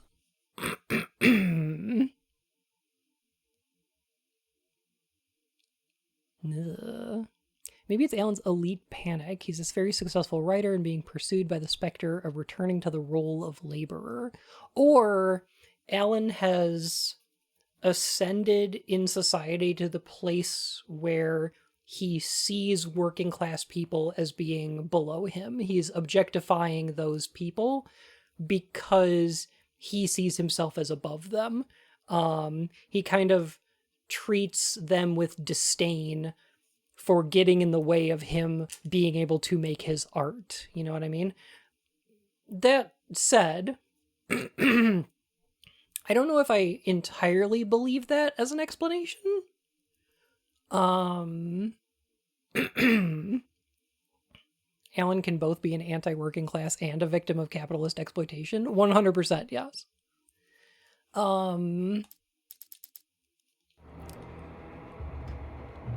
One of the reasons I don't exactly vibe with that completely, or as the, like, only explanation, is because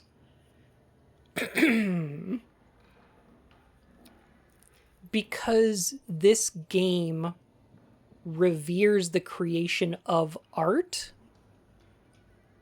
as worthwhile labor. This game doesn't believe that creating art is bougie, you know, or the sole domain of the bourgeois.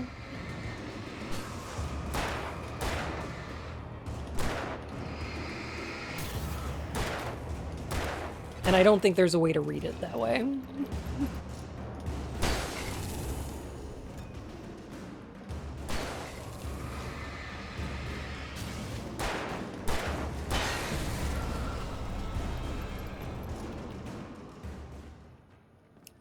a lot of money, can you do good for the world? Ugh. Ugh. We need to get rid of money. It's a lot to say, and I think multiple interpretations are totally valid. Agreed. Yes.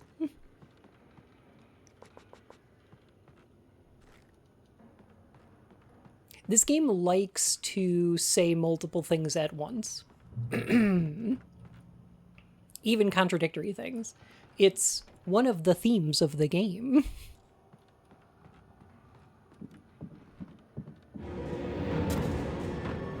Jeez Louise.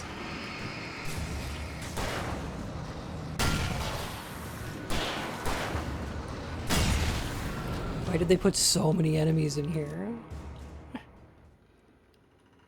This game depicts art manifesting the darkness into a state that can be fought. That's... That's an interesting idea.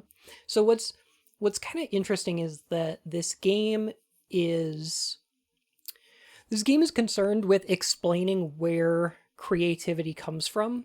And I know I've said this before. I'm going to rehash it again just a little bit.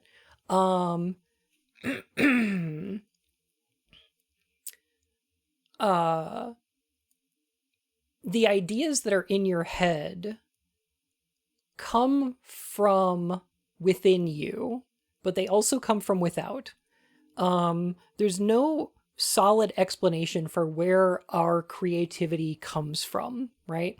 Because it's created partially from inspiration, it's partially from like borrowing from other sources, from learning from things, from having personal experiences, but it also is something that is, you know, unique to us, that comes from our own brain.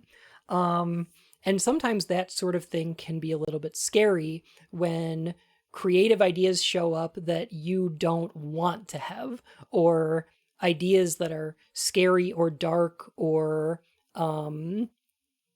show up in your head unbidden. And there's a question as to like, where do those come from? Like, I imagine some of y'all have played Disco Elysium. You know how if you consume too much racism, suddenly Harry has thoughts in his head that are pretty racist? And it's like, I don't think he wants those. I don't think that's on purpose. But that happens. Like, his brain came up with those, and like, you know, you are able to recognize those, argue against them, to defeat those ideas inside your own head. But the idea that they could be there is kind of scary and kind of weird, and is like, how does this happen? And that's an interesting thing that I think Alan Wake wants to talk about, which is like, where are Alan's ideas coming from? Or where are the writer of Alan Wake's ideas coming from? Which is partially inspiration, and it's partially your own creativity.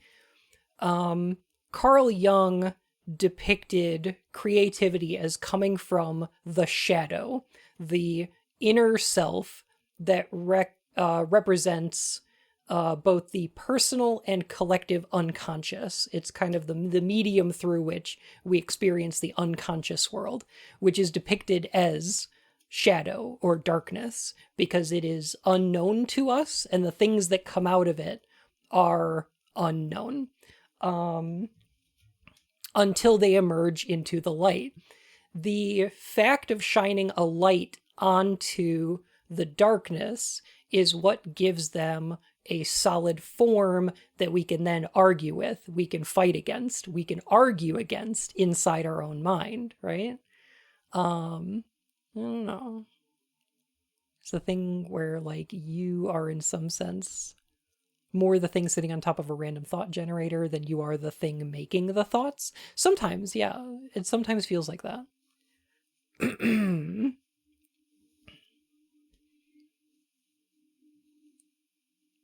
I totally disagree about what this means, but I think we're both equally correct. Yeah.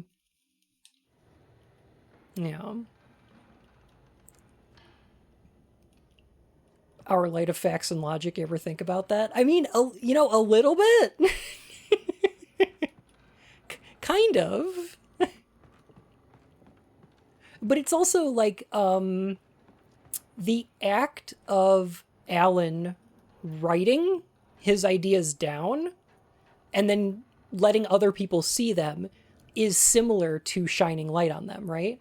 It's not necessarily his ability to fight these ideas using like facts and logic or whatever, but it's also the idea of putting these ideas into a physical form that others can then experience too, right? Because if an idea exists in your own head, it only exists in shadow, in darkness. It is impenetrable to others. You have to put it into a medium in order to give it solid form.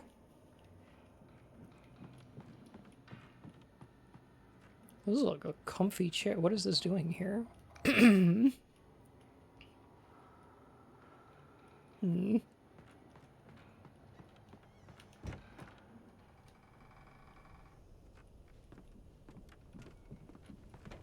gonna link it to people. Oh, well, thank you.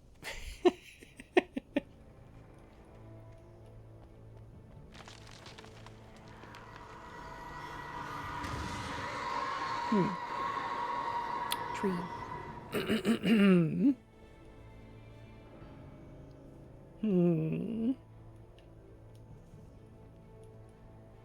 You know what Alan's favorite breakfast cereal is? Alan Flakes.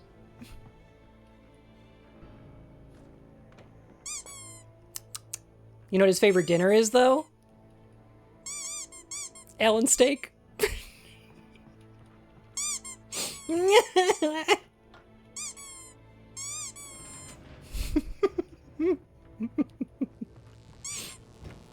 Art is the lens through which we see the shadow. Art is the lens through which we experience ideas. An Alan shake. True. Yeah. But no, art is the lens through which we see ideas. Because like an idea that exists inside your head. For his birthday, Alan cake. Alan cake. When an idea exists inside your head, there is no way to communicate it to another person without losing something. There's no way to get it from in you into somebody else's This entire game head, got you right? looking at Alan's cake. True.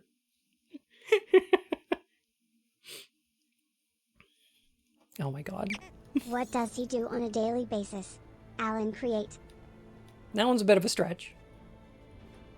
I accept it though. There was no way the flashbang grenades were standard power company Alan had a equipment. pit once. Alan Snake. Again with this hanging this lantern here. This is cute. Like, what are these flashbangs doing here? The answer at the end of the day is that Thomas Zane put them there.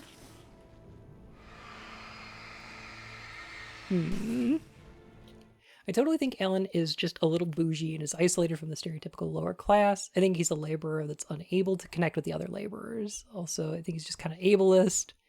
When you get in the weeds of is Alan a dick or is the actual writer of the game just not think too hard about it, and that's impossible to know. To some extent. His favorite Canadian hip-hop artist? Alan Drake. To some extent, yes. But also this game is interested in criticizing Alan's faults. Right at the beginning of the game... What's Alan's favorite kind of fish? Alan Hake. I don't know if I've ever heard of that kind of fish. Right at the beginning of the game, there is a shadow there is a Taken that shows up and just yells at Alan. It's not like your writing is any good. This forest is so damn cluttered. If only we brought an Alan rake. Yeah. He yells, if only it's not like your writing is any good. It's just pretentious metaphors. Oh my goodness. Alex, how are you? It's good to see you. Look at this goober. What a goober. Oh my god, 11 months? Thank you. Cheap thrills and pretentious shit. Yes, that's the one. Like, the game is criticizing Alan for his use of overwrought metaphors in places. I feel like the writer of the game knows, you know? Delicious imposter syndrome.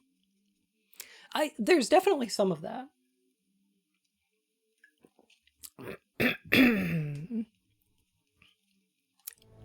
Playing Left 4 Dead 2 solo on expert realism? Jeez. Well, that sounds like an adventure. And I hope you had a good isn't shy stream. about driving a metaphor into the ground, either. Yes. Am I banned from spending bits? I don't think so. Imposter syndrome? Alan fake. I don't know why you would be.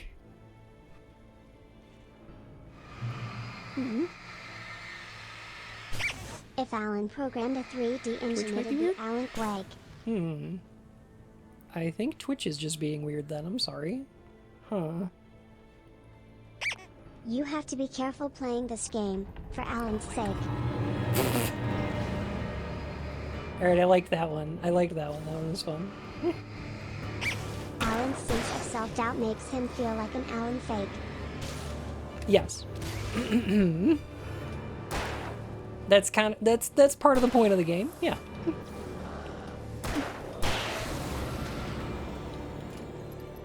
No, Valium, you're fine.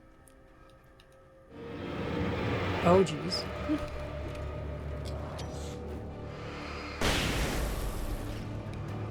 Why? Okay, so I was enjoying the combat until they decided, like, yeah, like 5 or 6 enemies at a time is good. Our gameplay mechanics can handle that, no problem.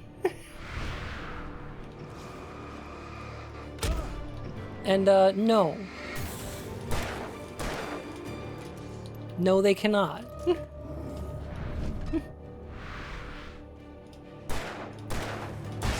I think this is where I gave up trying to play this game the first time. Because I was just like, is this entire game going to be wandering around the woods and fighting this many enemies? Like, Jesus. In terms of gross income, how much does Alan make? Probably way too much. Gonna be honest. Probably more than he deserves.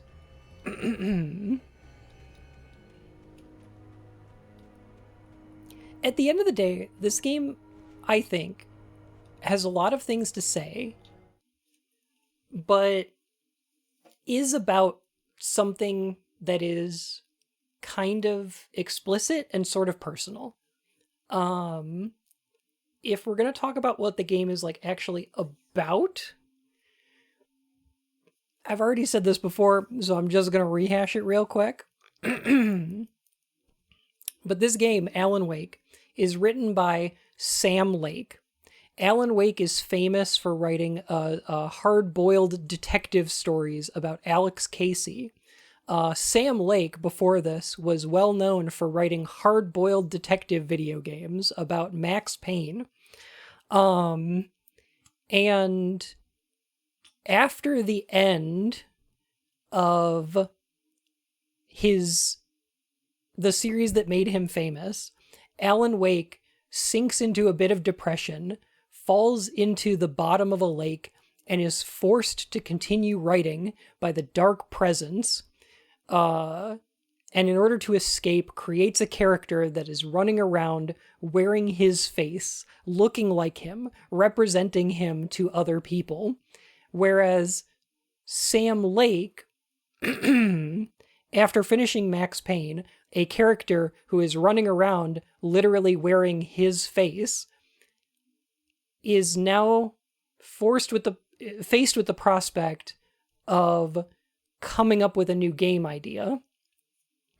And like, larger part of Alan Wake is Sam Lake's shitpostery. I think it's him grappling with depression to some extent, you know? Like, you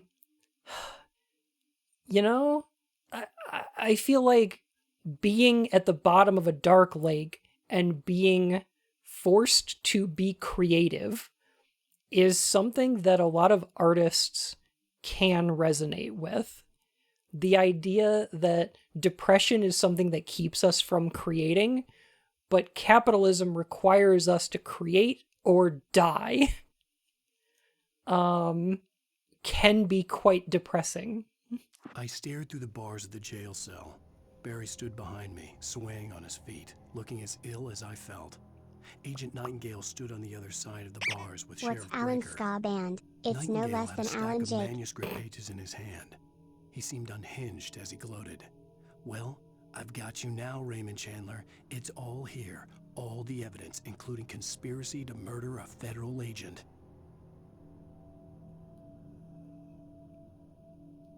Raymond Chandler? Jesus.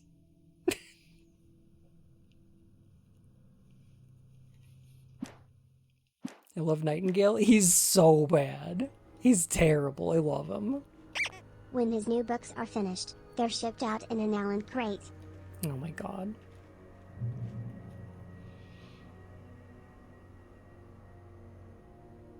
Jumping up and down and waiting for Quantum Break to be one of Alan's books. Quantum Break is related to Alan Wake 2. There are ties between them. I have not played enough Quantum Break to speak specifically about them.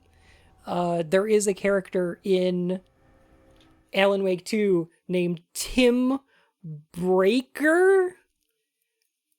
Time Break? Oh, fuck it. Keep them coming, everyone. Whatever. Let's make this Allen break. There's, there are connections between them. However, Alan Wake cannot specifically reference Max Payne because Max Payne is owned by Rockstar, and Alan Wake 2 cannot specifically reference Quantum Break because that's owned by Microsoft. Remedy doesn't own either of those IPs. Yeah.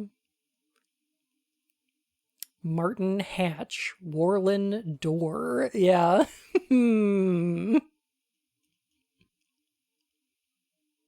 Martin Hatch and Warlin Door. I like how Warlin is like if you took the M and turned it upside down like fucking Wario.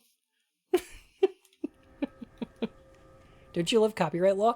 The best thing about copyright law, my favorite thing about copyright law is every time Disney buys up another company, everybody's like, oh my god, we can get a crossover between Star Wars and Marvel now. And then it never happens.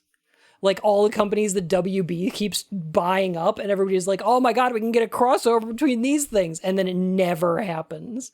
And we get like Space Jam 2, where it's like, is it a crossover? I mean, kind of, yeah. I mean, they're in there, but like, no. They'll just buy shit and sit on it. I love it when 6 companies own all of human culture.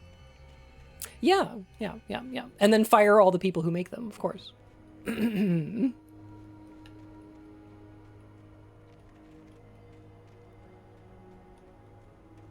the thing is, those companies are big because they own everything. They're not big in terms of the number of employees or studios they have. They can't make as much content as if different studios owned all those things. They can only put out like 2 or 3 movies. Like, they can only put out like 1 or 2 movies every couple of months. Whereas if different studios owned all those things, we'd be getting new movies all the fucking time.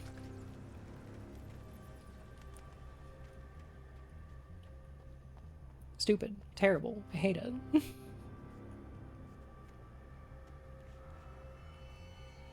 Yeah, especially with how much it costs for all of this stuff. The truth was a bruising green crack through my brain. Weapon statistics hanging in the air, glimpsed out of the corner of my eye. Endless repetition of the act of shooting, time slowing down to show off my moves. The paranoid feeling of someone controlling. Is that a Max Payne thing? Anonymous, thank you so much for the $25. Oh my goodness. That is so kind. Yes, it is Max Payne thing. Perfect.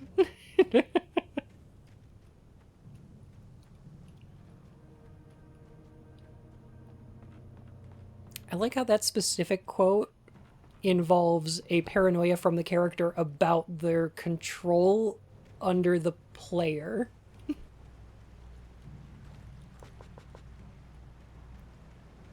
I had no real plan. I was going to give the kidnapper all the manuscript pages I had for Alice. Was it a If video that game? wasn't enough, I'd hold him at gunpoint and make him talk. Ooh. Pump action shotgun. Yes. Oh. Oh, yes.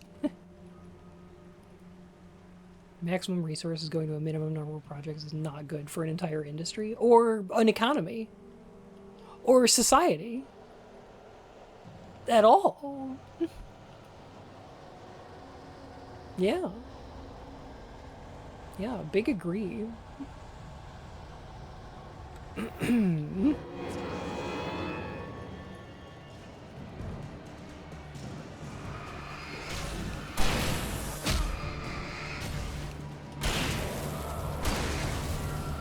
Oh, thank goodness. Society. Oh my god, we live in one of those.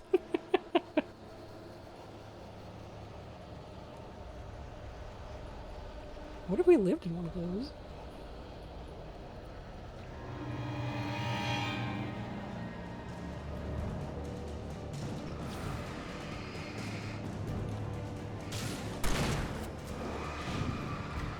Oh, jeez. Ah! What's killing me now?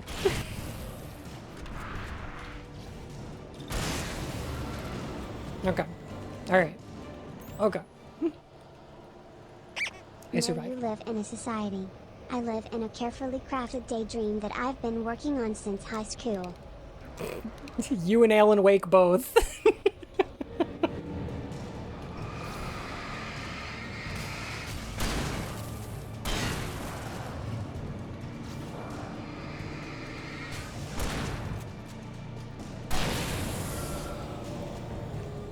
Skewill.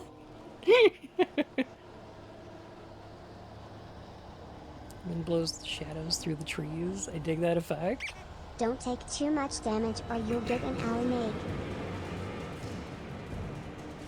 Yeah, no, you're right.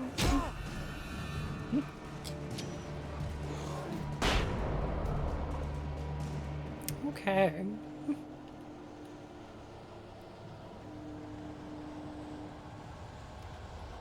Whew.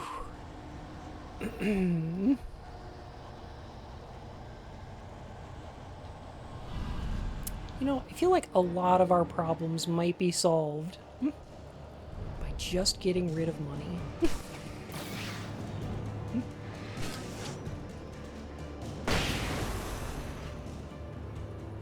Just all together.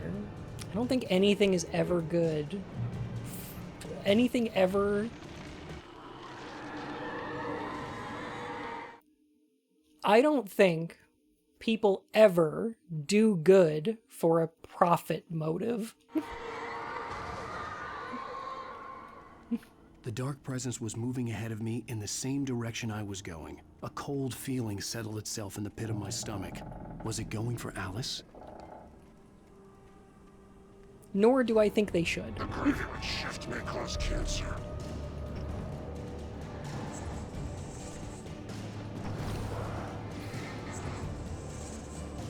Oh, jeez.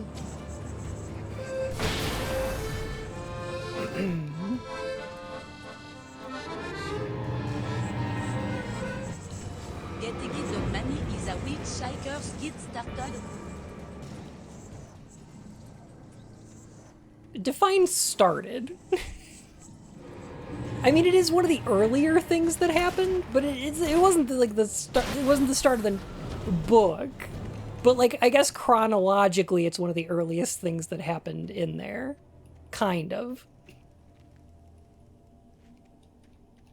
I mean, what they did was they started out without money, and then they invented it by collecting leaves. Right? And then once everybody was super rich, they got rid of it. The place was dead, a ghost town. Had been for decades, maybe a century.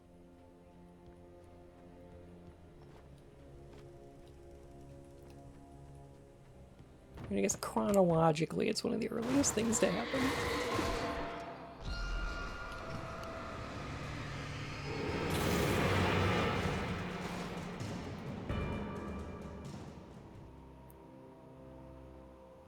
So where the first book started with an aside about a woman who figured out to was get rid of all the money, and then it cuts over to Arthur Dent and him waking up. That might be. I don't know if I remember that, but that may be.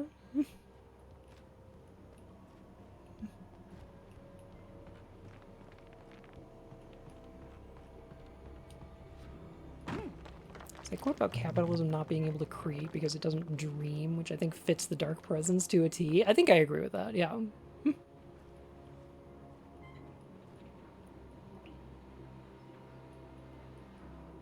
She has an epiphany, but they go back to that like 4 or so books later. That sounds right.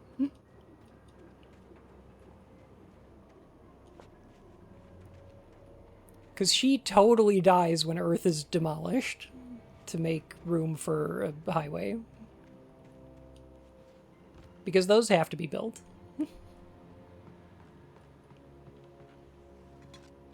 I feel like maybe Hitchhiker's Guide... Space bypass. Of course, bypasses have to be built. I'm sorry. I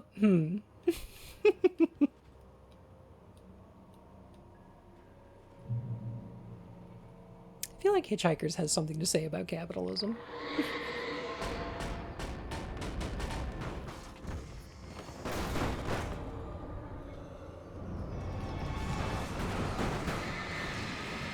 Just a thing or two.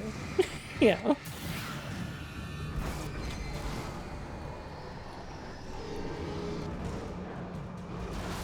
I think what I was thinking of is when Arthur gets sent back to prehistory.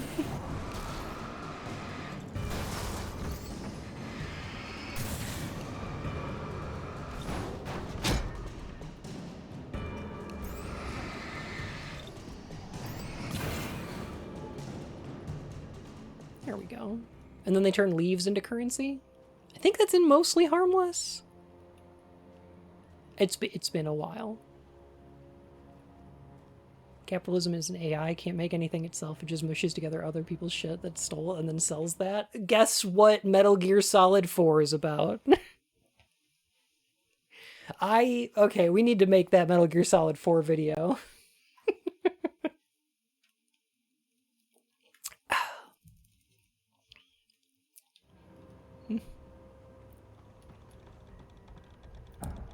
The Patriots are not an AI. They're capitalism.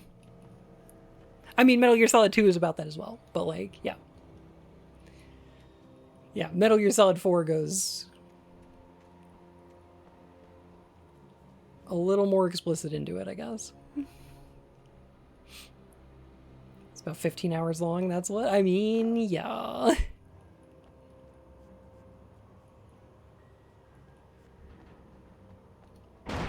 Buns of the Patriots.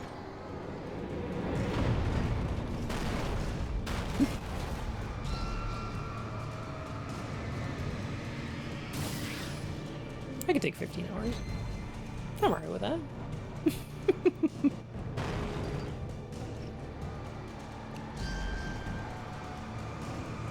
Yo! That's my YouTube channel. Metal Gear Solid 4. Sometimes the movie lets you play for a little while. There's more than you might think.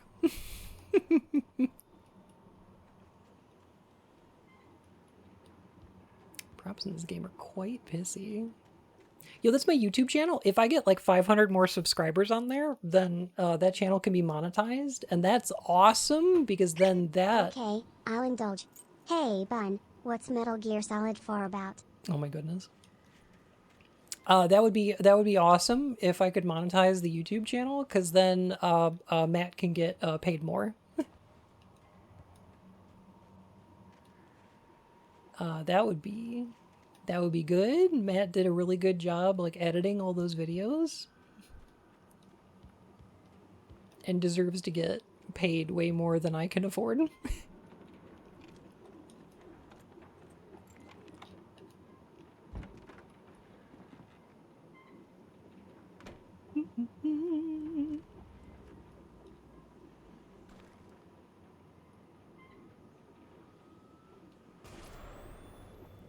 Anything outside of writing is Hi, a Alan. struggle. I feel ill. I managed to make my way downstairs. There's a shoebox filled with books and papers by Thomas Zane.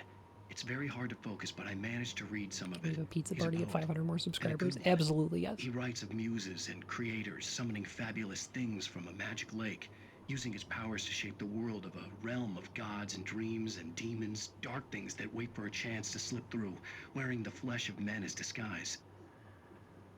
Zane writes about himself, his girlfriend being taken over by a dark presence, about growing scared of the lake. Zane believes it's a mirror to the gaping void of darkness above, where some Lovecraftian presence lurks. I crawled back upstairs. I'll borrow these things for my story. They ring true. They fit. Ooh, I'm excited about this. You got the sub count on YouTube already? I need 1,000. I have like 500. So I need like 500 more. Anyway, okay. So here's the question I guess I want to ask. Did he write Zane writing that, or did Zane come up with the dark presence, or at least some elements of it? See, that's what I'm wondering. No, it's 500 now? Yeah. I know.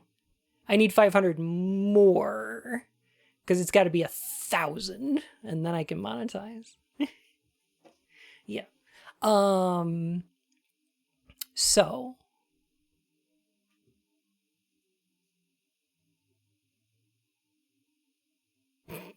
my god, Switch. So that's the question I guess I want to ask.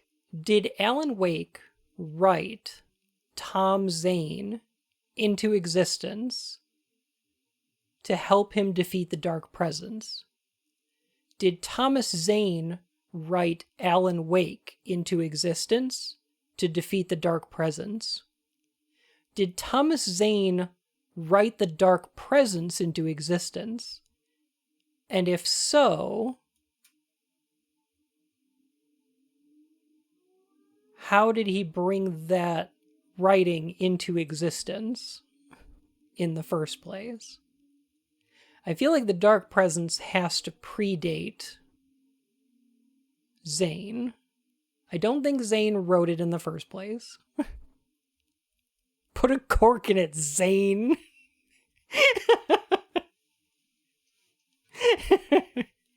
Should listen to your friend Zane. He's a very cool dude. So you're saying writers should unionize? Yes, absolutely. What if the Dark Presence wrote Alan and Thomas to have fun? So I don't think the Dark Presence does anything, one, for fun, and two, I don't think it has any creativity. I think that's the reason it needs artists, is because it can't create anything on its own. It merely uses the creations of others as a tool, which is why I think it's a metaphor for capitalism. Because capital doesn't create, it just owns things.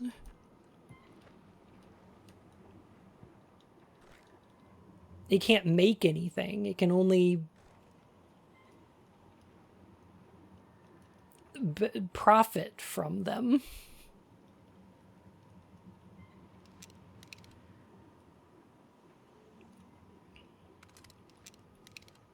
You know? Dark Presence owns the means of production, quite literally, because it's what causes their writing to become real, right?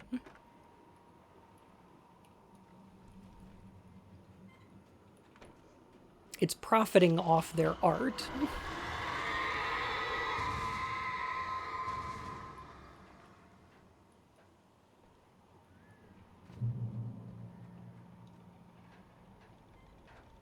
Also, it literally possesses machinery. Yes. Yes. Yes.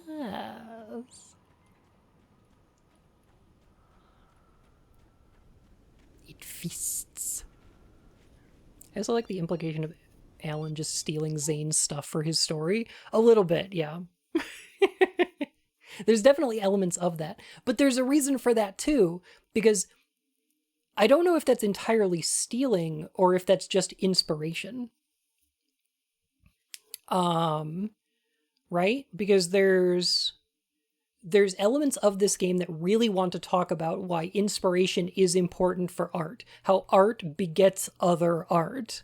That like Alan being trapped at the bottom of a lake is creating bad writing because of a lack of outside influence, because he can't enrich his writing with personal experiences or other art. Like being trapped at the bottom of the lake in a complete vacuum is anathema to creativity because there's no stimulus, there's no outside input. Whereas this game really clearly wants to point to its inspirations. Alan Wake keeps talking about, oh, this is just like in that Stephen King story, or, you know, the fucking diner from Twin Peaks is just in this game, you know? Like, this game is interested in showing off its inspirations because that's where a lot of art comes from. The kidnapper had sent me a text.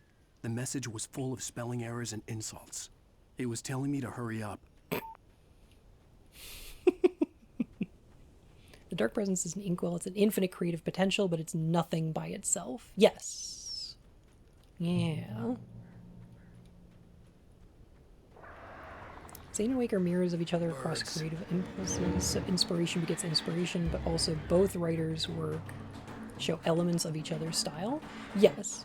And there's an open question as to whether or not it was Zane who wrote Wake or Wake who wrote Zane. Because it's very possible that their writing influenced each other.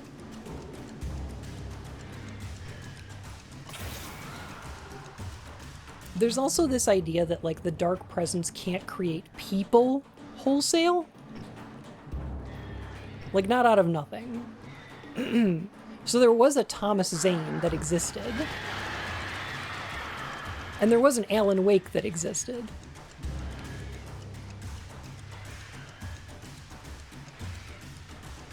But they could have been changed by the writing.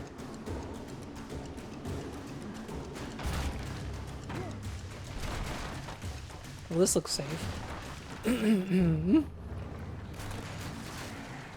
Alan, like, definitely thinks that he wrote Zane to help him.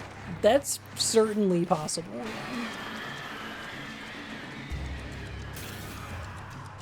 Personally, I think it's meant to be both.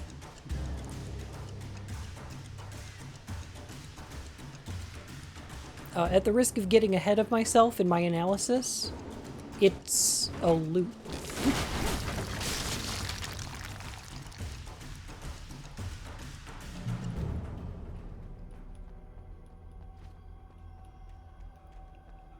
Zane wrote that one day Alan Wake would come to the island and find his writing and the clicker and save them from the Dark Presence. And Alan, in writing his story, needed a presence to show up and provide him with the flashlight and the gun and some guidance. So he wrote Thomas Zane into history to exist.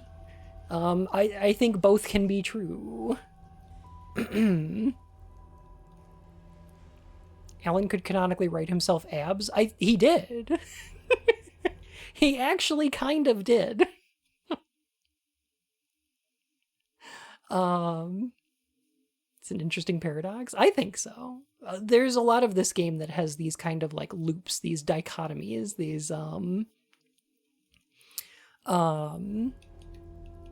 sort of things. He did have to write himself abs, theoretically.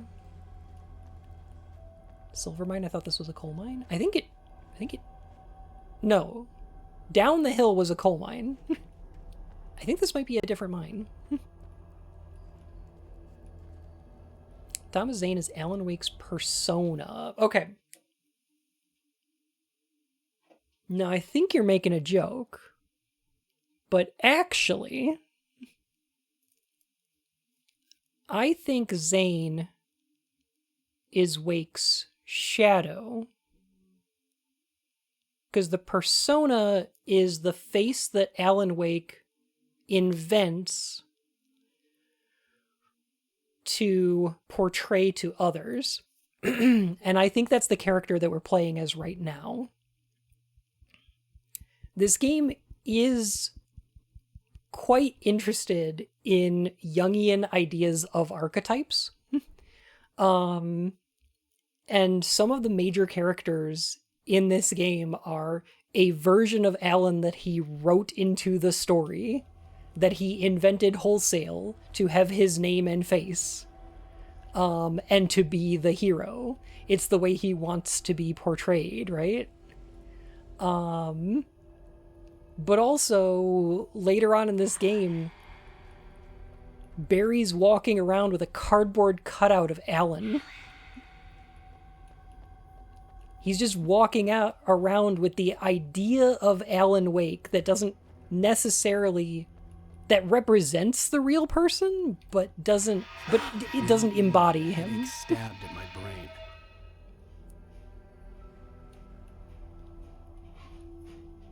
I was in fact making a shitpost, but that is exactly the discussion I was expecting. As you should. Alice? Alice?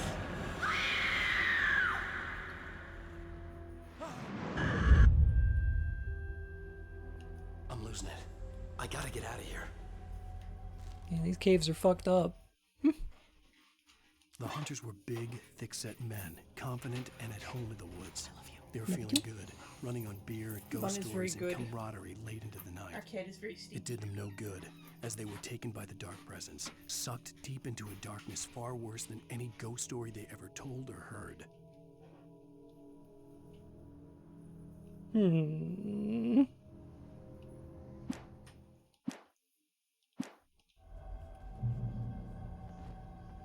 To put this another way, when Alan was sucked into the lake, like when Alan was pulled into the lake, he was split into his heartless and his nobody. And we're playing as his nobody, but his heartless is trapped in the lake. No, wait, no, hang on. No, let me cook.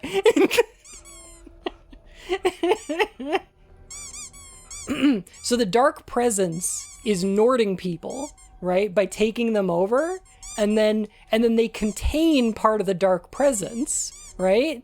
Don't let him cook. Tart him. No! No, but if they contain part of the dark presence, there's gonna be...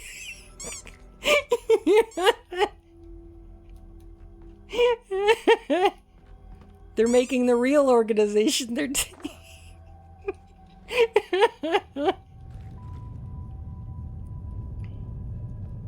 No, and that's why all the Disney stories are coming true. Yeen. Bun's trying to Kingdom Hearts things again. Make him stop. Even behind the closed doors and curtains of his grimy room at the Majestic, the local motel, Nightingale could feel the locals' eyes on him, the unrelenting pressure of their judgment. He forced it out of his mind. For all he knew, they could all be under Wake's spell already. You do what you have to do to get the job done. What does that mean? He took comfort with the bottle in his hand. Please, he thought, just let me get through this.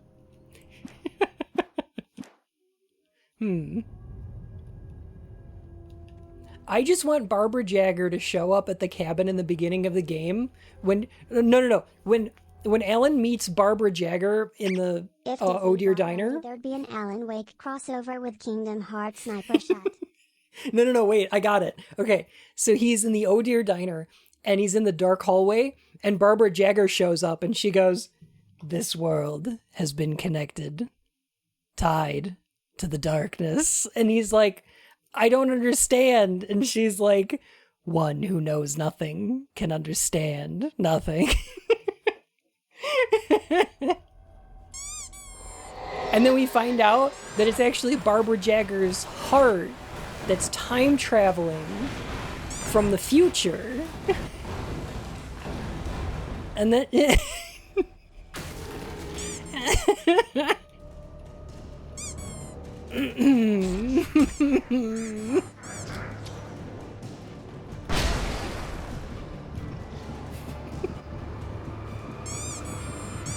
I like this. This is funny.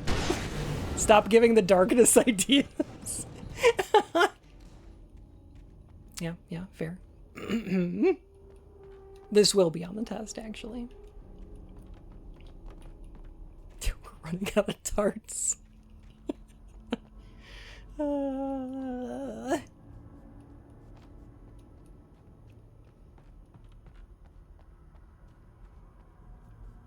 You know, I'm gonna be honest. I think Tetsuya Nomura might be one of the only writers I can think of that could be replaced by AI. I feel like if you just fed a bunch of like Disney and Final Fantasy scripts into an AI, I'd have to you make could my way machine up this generate a mine new shaft Kingdom in order Hearts to go game. on. Maybe the machinery could help me with that. Okay, that might be a little too mean. That's a little too mean. I don't actually mean that.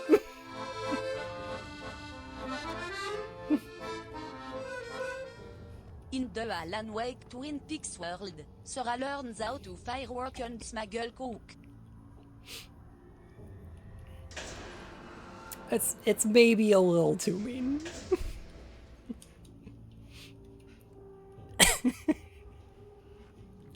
Nomura's a talented character designer. I super agree. But I agree in the same way that like, okay, Tetsuya Nomura is like a 3 out of 10 writer and like a 10 out of 10 character designer. But I feel the same way about like Kojima, where like Kojima is like a maybe a 6 or a 7 out of 10 writer and like an 11 out of 10 director. You know what I mean? Okay, he's not that bad. But you know what I mean. What about Sam? Sam Lake? I think he's like a 10 out of 10 writer. But like maybe like a 9 or an 8 out of 10 game director.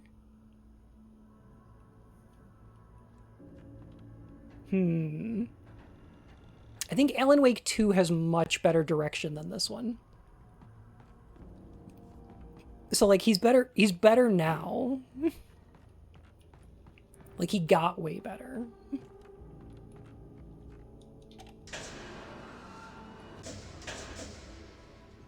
What about Sakaguchi? Refresh my memory real quick.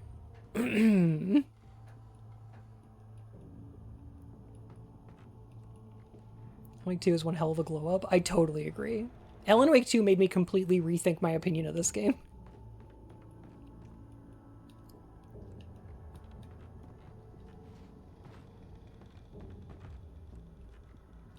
Final Fantasy creator? Oh, okay.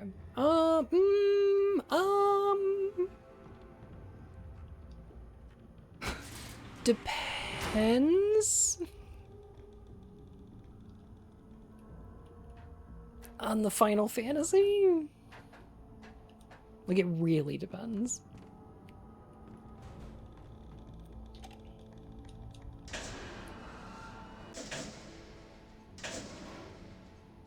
Honestly, I think the best writing in a Final Fantasy game is like Shadowbringers and Endwalker in Final Fantasy XIV.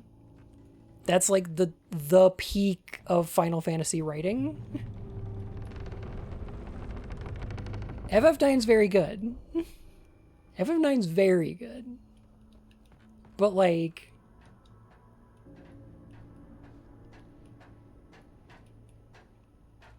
I mean, that's just peak writing. It's excellent. It's so good.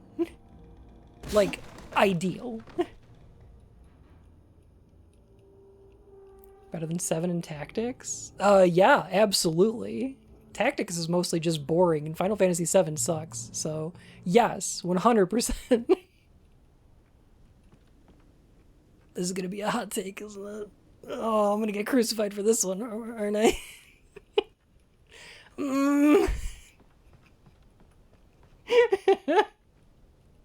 FF7 just what? Explain? Okay,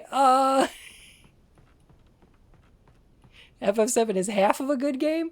Everything that happens until you leave Midgar is cool.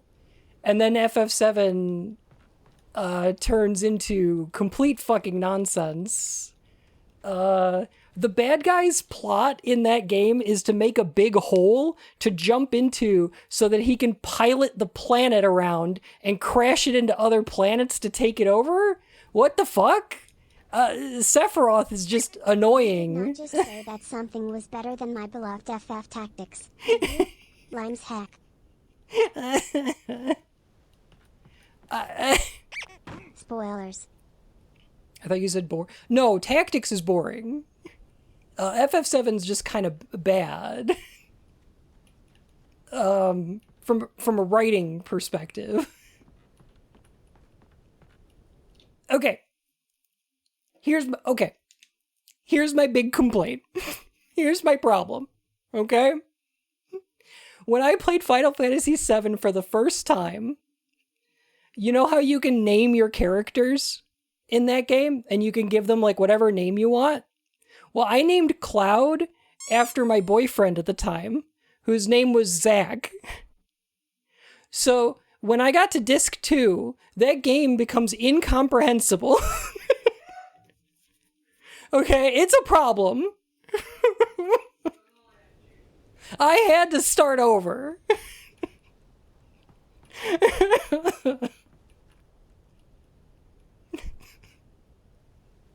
FF7 sucks, said the bun. And so, he died. Ian did squeak, yes. True story. I changed Cloud's name to Squall before FF8 release. Oh, that's cute.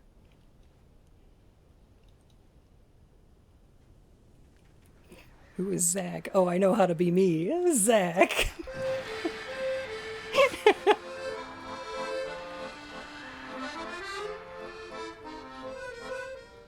Lucky Boon Nalizi FF7. Yeah, but I really didn't like Final Fantasy VII Remake. I don't think I'm even gonna play Rebirth.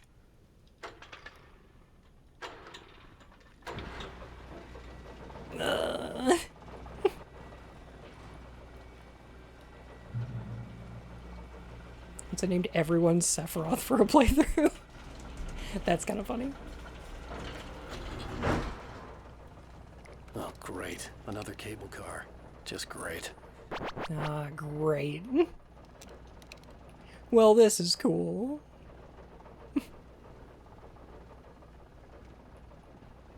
Heard they improved the combat? Good, they better.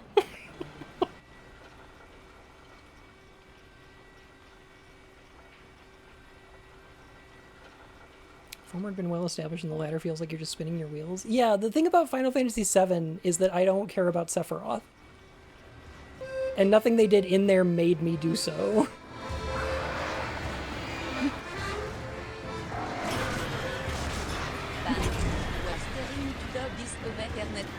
Comments like that about my baby remake.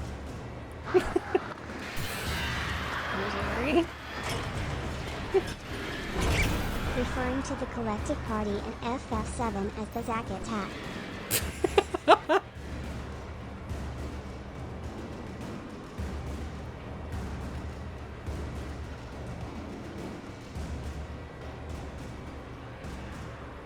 Remake is one of those things that started as a cool concept and got less and less cool as it became a real thing. I think I agree.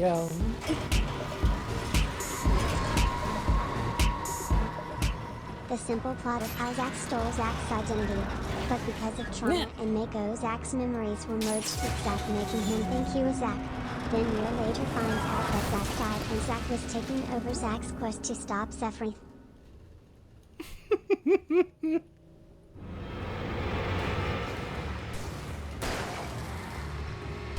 This is pure chaos. Hojo's a more compelling villain than Sephiroth? I just think, in general, Shinra's a way more compelling villain. And should have remained as such. Shit.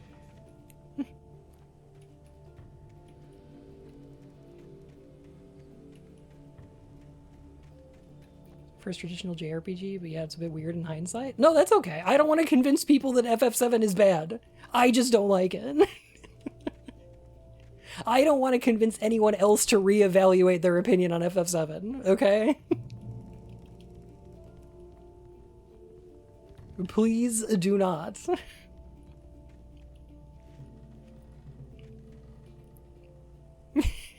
Continue to enjoy Thing, please. Fave FF aside from 14. Okay, 14 is definitely my favorite. The writing in Shadowbringers and Endwalker is just so fucking good. Like, just the best writing in a Final Fantasy. Other than that, I have a soft spot for 9, which is messy and bad in places. But I have a lot of nostalgia They for it. did seriously miss the boat. Pivoting from the antagonist is a megacorporation destroying the planet and the homes of our protagonists, so the antagonist is Sword Guy. Yeah. I'll be the one to say it. FF7 was my first JRPG and I love it. 9 is the best. I will not be taking questions. Like, I've got problems with 9. Obviously. I think it's a pretty imperfect game, but I will still cry at the ending every single time. It's kind of unfinished. A lot of the characters' plots are just unresolved. Like, Freya just kind of like... The whole thing with Freya and the Bermensians kind of gets dropped at a certain point. Quina doesn't get entirely paid off. Amaranth shows up and FF9 is my favorite, then is and just I don't there love in the director's background. It feels so much like chunks of that game ended up on the cutting room floor to the Mhm. detriment of the plot at times. Yeah. The removal of Bermesia's entire plot was a travesty. Yeah. You know what I mean. Like, I don't think 9 is bad. I do think it has a lot of missed opportunities.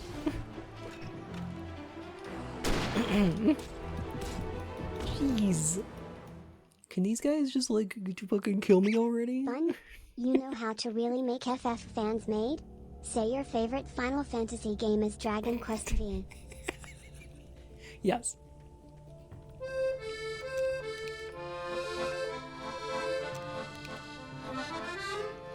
Jeez. Ban, basically, what I'm saying is that 14 is twice as good as 7 on. Yes. Yes, it is. Yeah, 100%. Protect girls. Protect girls is funny.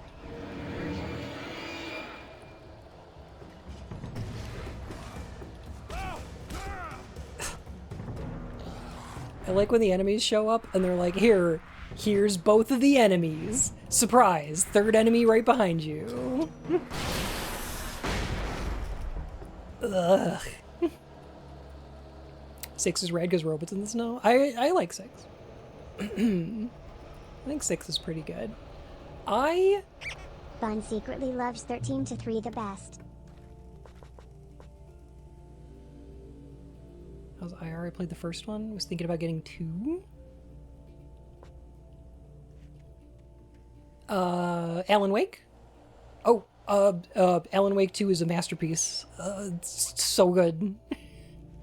One of the best games I've ever played. And I think the first one's pretty good.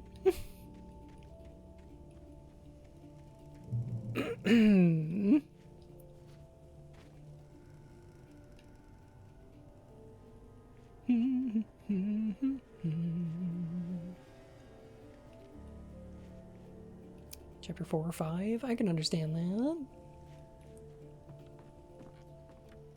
Yeah, Alan Wake 2 is so good. You know, I also like Final Fantasy X. I think 10 is pretty darn good. But I have a problem with it. I have 2 problems with it. I have a couple problems with it. You say that Alan Wake 2 is demonstrably more enjoyable after playing Alan Wake 1? Yes and no. Not really. I don't know. I feel like they catch you up enough. You can probably just play the second one, honestly. Waka? I think Waka's the best part of it. Honestly, Waka is the character who gets an arc. He starts out problematic and gets better. He learns that racism is bad, which is more than I can say for most of the characters, whose problem is they are dealing with 1980s high school bullies. Kamari's plotline is he was bullied for having a little horn, for having no horn by bullies. Titus is bullied by his dad, who's a big bully and never proud of him. And Yuna is bullied by the other summoners because her dad was a big summoner guy. And like, it's like every character in there is just like, oh, it's fucking high school bullies. I don't care. I can't care. I just can't. They are all teenagers. They are all teenagers, but like, I'm not. So I just can't care. That's one of my problems. And then Lulu is one of the worst, like, dropped threads.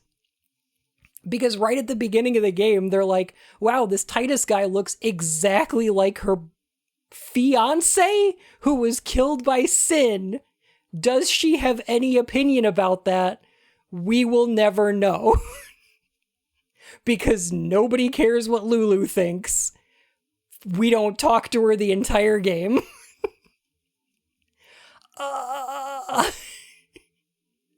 Okay, guys. That, and also,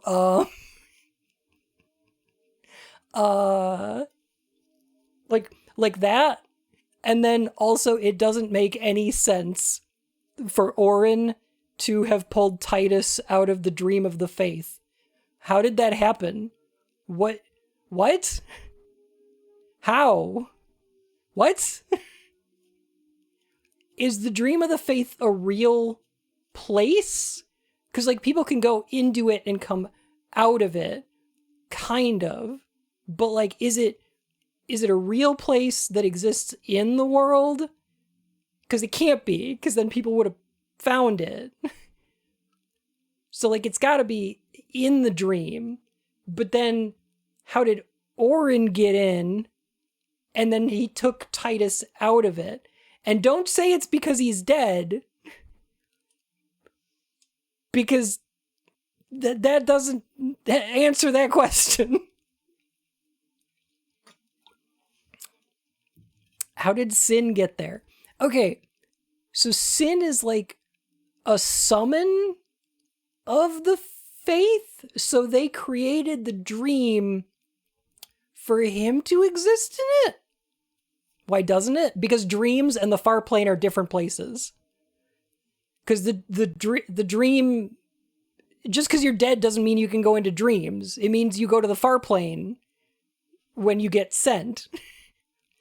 But there's nothing in there that explains that you get to go into a summon. That doesn't make any sense. Hi Naga, how are you?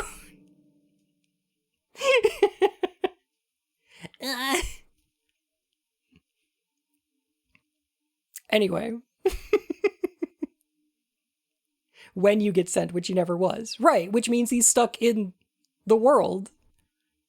He's basically a living guy, right? I don't get why he can go into the dream. How did Sin get there? Eve after reading Te Apple.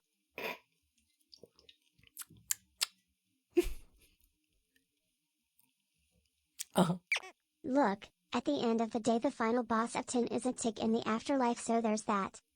That's true.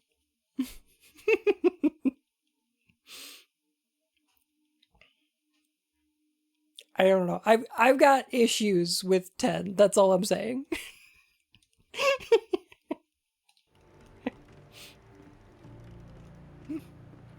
I still think 10 is a great game, and if you've never played a Final Fantasy before, 10 is the one I would start with. It's pretty easy to get into. All the characters are really compelling. The gameplay mechanics are great. Highly recommend.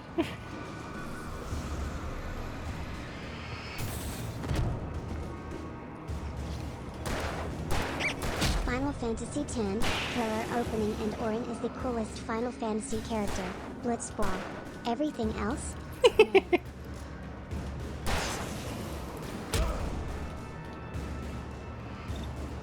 The sequel has a bunch of dresses. I quite like 10 too.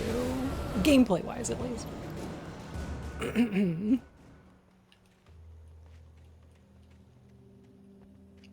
Gameplay wise, pretty good.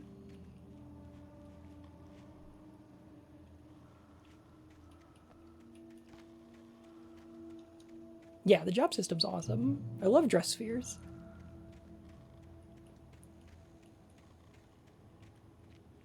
What if the person you're recommending it to actually cares about voice direction? No, I think 10's voices are fine. I don't have any problem with the voice acting in 10.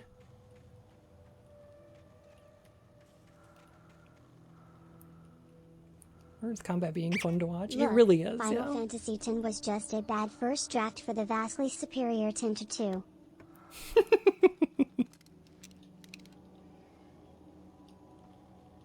Perhaps. Perhaps. Okay, now I have 11 flare rounds. So I should probably be using those. I thought Pain was Lulu. Yeah, I can understand that. No, she just showed up off screen.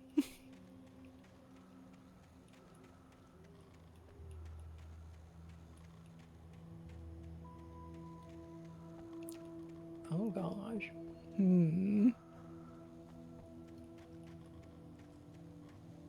Oh, about Alan Wake, the Finnish obsession with woods. There is a lot of this game that is wandering around in the woods. I feel like this game could have been a couple hours shorter rental cabins. without losing There had anything. been no sign of the Wakes. It was dark when he'd found their car parked at the end of the road by Cauldron Lake. It made no sense. They must have taken a wrong turn, but there was no sign of them, and the car had been there for hours already. Frustrated, Mott stood on the rotten ruin of the footbridge that had once led to Diver's Isle before it sank beneath the waves years ago. The boss wouldn't be happy. I am gonna be honest, I don't remember shit about this kidnapper, and I think it's a red herring.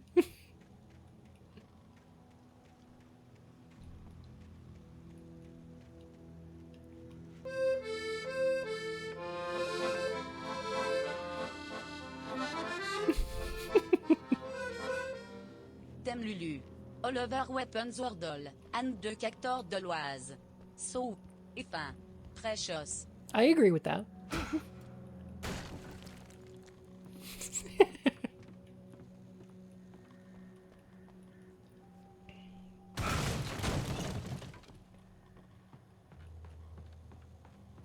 Oh, don't get me started on 13. Don't get me started talking about 13.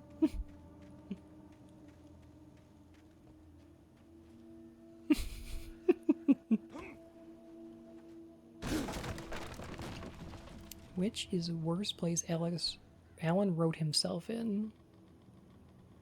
Fortnite so he can get hit the gritty, or Eternity's Realm to flashlight killers? I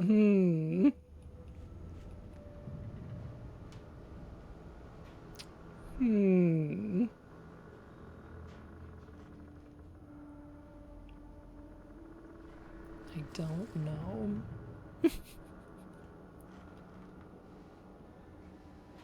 Somebody likes Tom. I curse you, Thomas Zane.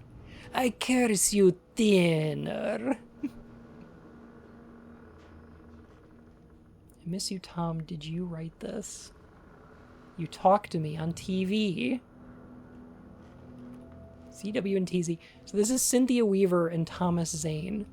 You talk to me on TV is an interesting one.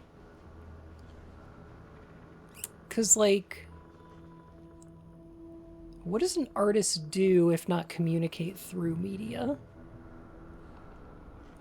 Probably not in this parasocial of a way. But you know what I mean.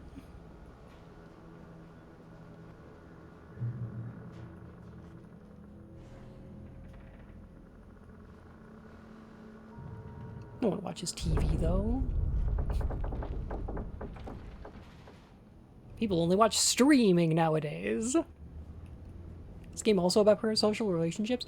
It's interested in them partially because Stephen King's Misery exists, I think. I think it's slightly interested in them because Misery exists.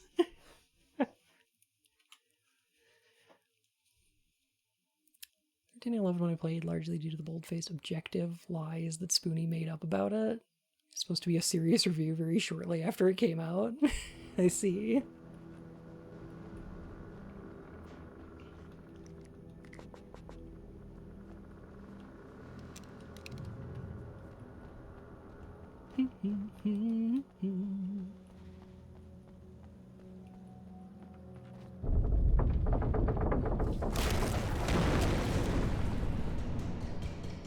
Ah, great.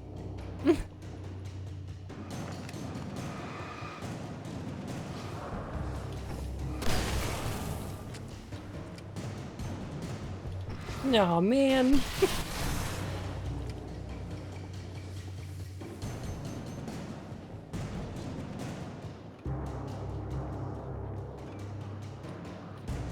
Whee! Okay.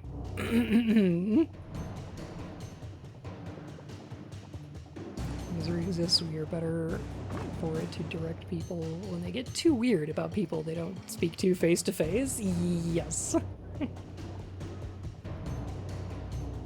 Oh man, oh jeez, oh jeepers, oh golly. I could see Cauldron Lake. I thought I could make out the spot where the island and the cabin had been. There was a light near it. It had to be a boat. Oh, boo. Oh, I like how you can see the building over there. We're gonna go there later. I was close now. I had to get there fast. I dreaded what I would find. Wait! Are you? Wait! Hey, I'm here! I'm coming! No! Get away! You missed a manuscript? Please, Slade! The boss didn't know who he was messing with! I didn't know! I swear, I didn't know! I may have. We don't have his wife! We don't know where she is! She's probably drowned! We just said we had her to make a play ball, you see? They get him writing for us! Please, I'm sorry! Please, don't hurt me!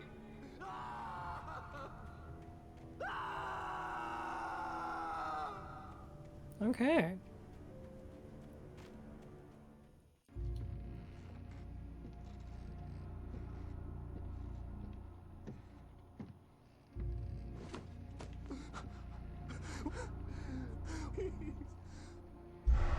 Is that guy okay? No.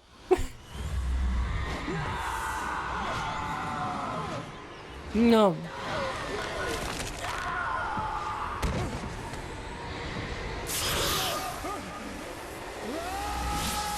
Whee!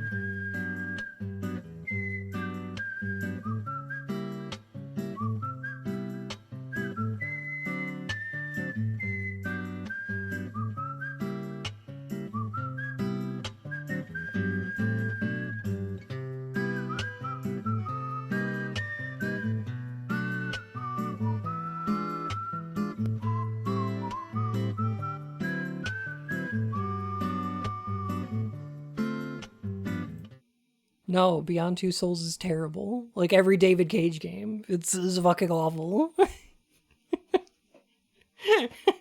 What are we talking about?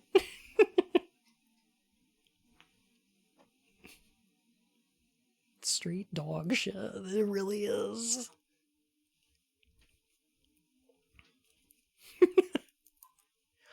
All right. I think we get more plot this time. You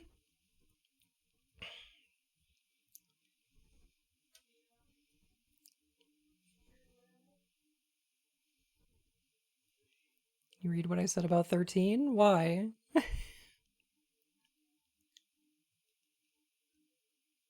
I don't have any strong opinions about 13. I think it's kind of garbage. And that's about it. Hey there, Sin. How you doing?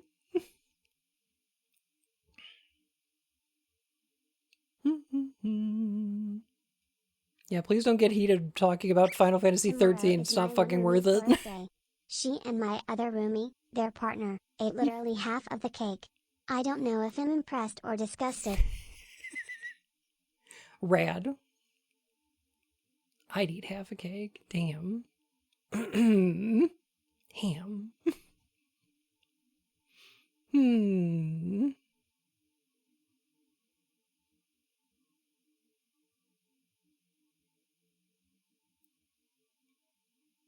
Okay. All right.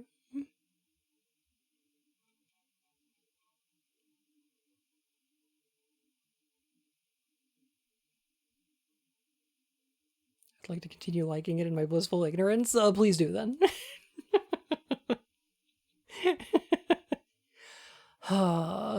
Please do then.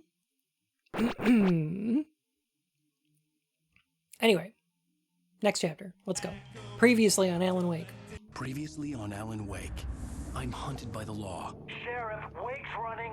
I'm giving chase. The law. Seriously telling me that writer just took out my deputies? A thriller I supposedly wrote is coming true. The genre of the story seems to be shifting.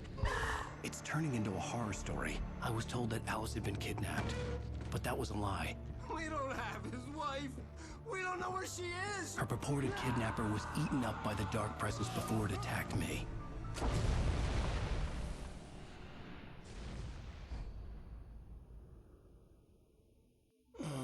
Alan, shh, baby. It was just a nightmare. Alice. There you go, Alan. Hartman, I fell. I had to give you a sedative. Don't fight it. You went through another Creepy. rough period. What?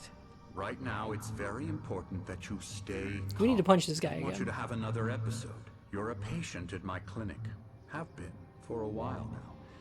The shock of your wife's death triggered a mental illness. No, you're lying. You're suffering from various symptoms of undifferentiated schizophrenia. Bastard. It's okay, Alan. Just let go.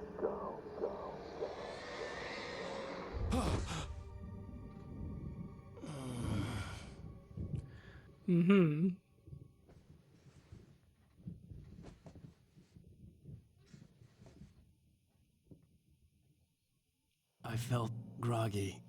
Whatever Hartman had bumped in me was making me numb. I felt like this was happening to someone else. Someone I was watching on television. I couldn't think. Couldn't focus. Okay. So. You know, there's a really troubling trope I've noticed comes up a lot.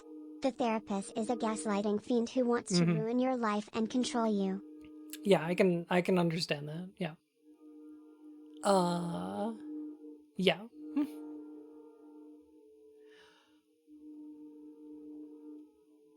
Huh. So yeah, that's no, that's not how that works. 100%. No. No. However, there's some interesting things going on here in the game. One of which is, I'm sorry, that's my next door neighbor. My neighbor's a locomotive. Sometimes they get pretty loud over there. I apologize. They have some raucous parties. All right, I think it's done. So here's some interesting things. Alan's talking about a dissociation where he's watching himself like he's watching himself on TV or something, which is interesting because this Alan is a work of fiction made by the other Alan. And if he feels like he's experiencing himself through media, then that might be accurate to what's actually happening, you know? Does it make the use of tropes that much better? No, absolutely not. Yeah. I don't love the way this game handles mental illness. You might be surprised to hear. I don't think it's great. Also, yeah, we have literally been viewing the real Alan on television. Interesting.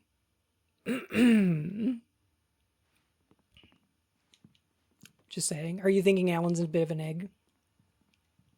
Is that what you're saying, Phoebe? Any games that handle mental illness well? So far, it seems not.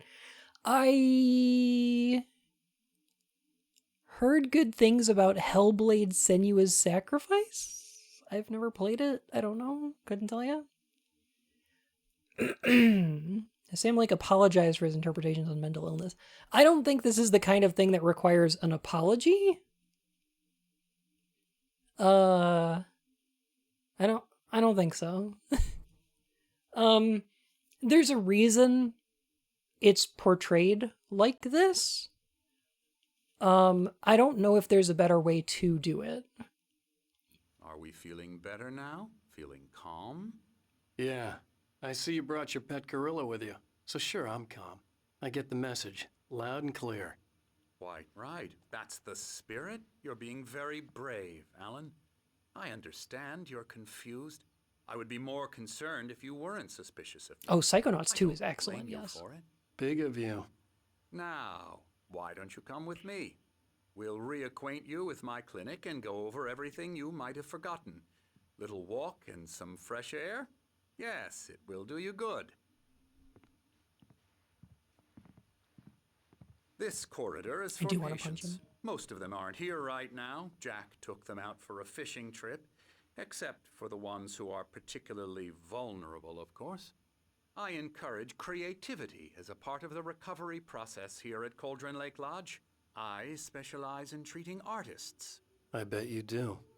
Splendid, Alan. I honestly believe we can get this thing under control This if we man is work very together.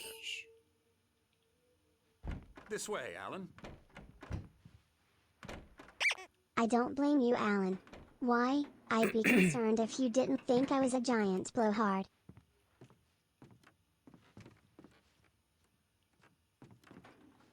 Now, Alan, from past experience with you, I know I need to get right into the heart of the matter as quickly as I can after an episode. So I'm just going to say this. Alice is dead. No. You're in a very vulnerable state until you understand and accept this. This clinic feels like a quack wellness spa rather than a psychiatric clinic. Yes. Which it is. Also, I'm well aware that schizophrenia doesn't act like this. It doesn't behave like this. Doesn't look like this. But also it doesn't have to, because all this has to be is like Alan's idea of what schizophrenia is, or Hartman here convincing Alan that that's what it is, right? Wait. Was the title of the podcast Alice Isn't Dead a reference to this? No, I don't think so.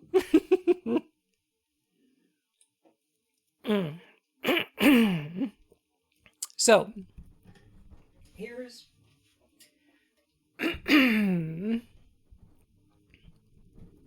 here's what this chapter is trying to do. is introduce doubt in the mind of the player. There is a lot of trope going on here from the mental health angle, of course, but what the game is attempting to do here is call back to the intro section where which take place in a dream, right? Alan talks about having vivid dreams, he talks about all this stuff, and then the game leading up to this is very dreamlike, a little bit surreal and kind of weird. So waking up in a hospital and being told that none of that happened, heck. Sorry. Waking up in a hospital and being told that none of that happened is not outside of the realm of expectation. I'm still a little sick. My throat. My thrusy. What they're doing here is introducing an element of like Jacob's Ladder, right? Where it's, oh, you've been in a hospital the whole time and everything was a fever dream. I'm sorry, I gotta lube up my thrusy so I can talk. There are explicit characteristics, mannerisms, and delusional patterns among those with schizophrenia. Flight of ideas and paranoia. Yes. Yeah. Yes.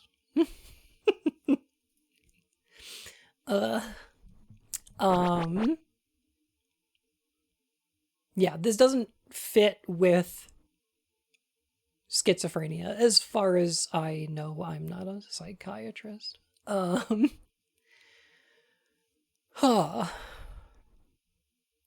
But yeah, this is doing a thing like Silent Hill 1's bad ending, or it's the part in Total Recall where they're like, you suffered a severe accident in a dream machine, you're in a coma-induced hallucination. Yeah. Or what's the other one? Vanilla Sky? Something like that. Hartman's also a con artist, 100%, and is totally gaslighting us here. But it's interesting, when I played this for the first time and reached this point of the game, I was like, oh, how much of this is true? How much should I be questioning what happened? How much of it was fiction? Because the answer is all of it, in more ways than one.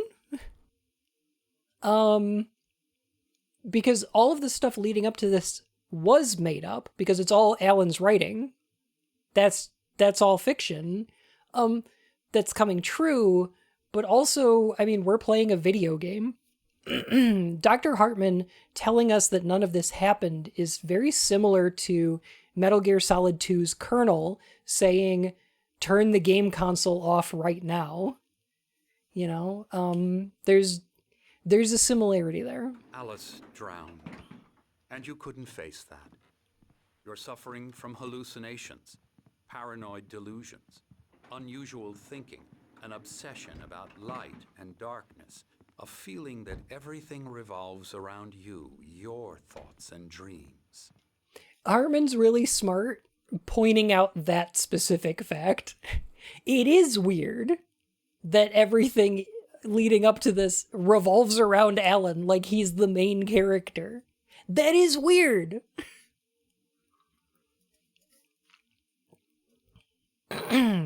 It's just that the explanation for that weirdness is way weirder than, oh,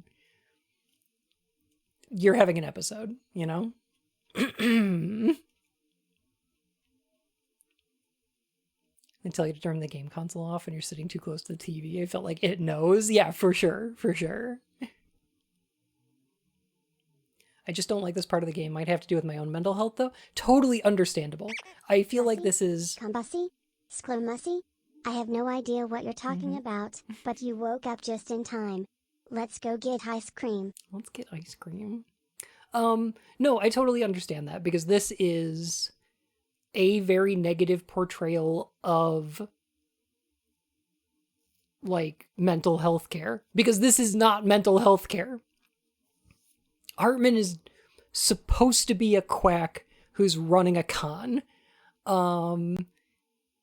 And that is a problem because the game doesn't talk about what good healthcare looks like, you know?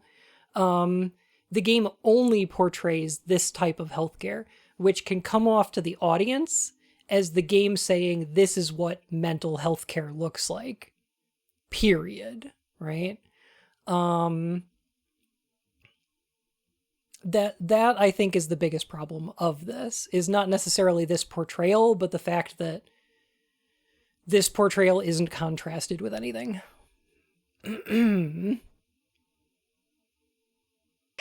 I think this might be a Finnish lens distortion thing.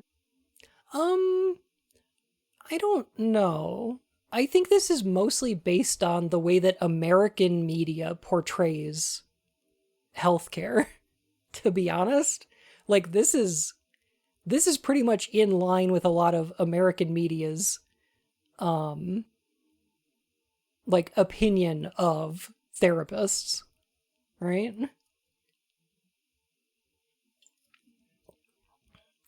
So it could be that, but it's actually very possible that it's just like a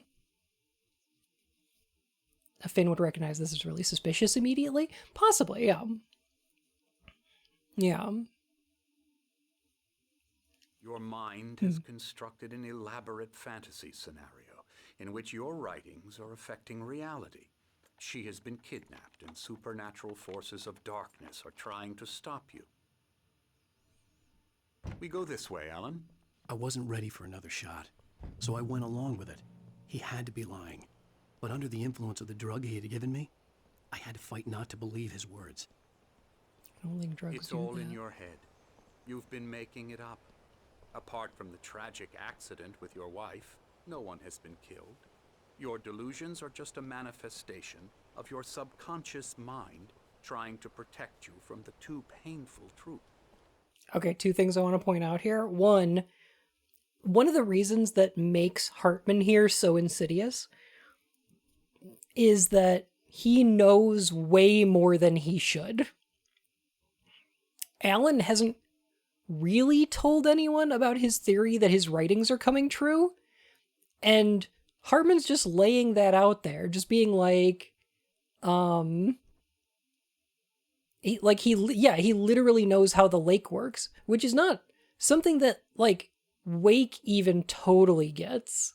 I don't know if he totally buys that. So that comes off as very, both suspicious, but it also lends a lot of credence to what he's saying. Because, like, how would he know how Alan thinks this is working? Alan must have told him at some point, right? One. Two, his talk about manifestations of the subconscious is very Jungian.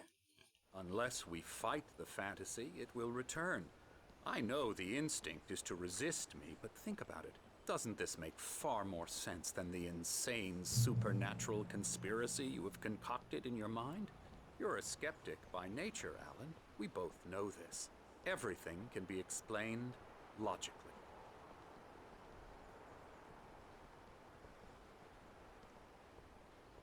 Super sus. I saw him vent.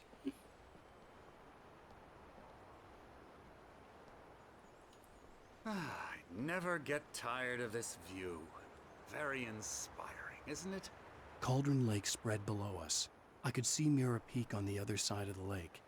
I thought I could make out the spot where Diver's Isle had been when I arrived with Alice. Now there was nothing but waves. It seems there's a storm coming. Funny, I don't recall there being a mention of that in the weather forecast.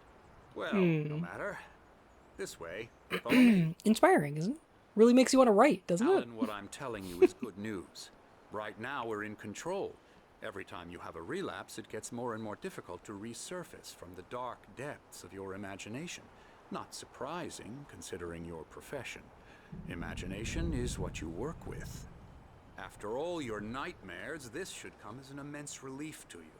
If it doesn't, why is that? Because I'm lying? Or because you don't want to admit that you're not well? I mean, the guy isn't wrong. Yeah. There's unfortunately a lot of truth in what he's saying, which is making it effective gaslighting, right? And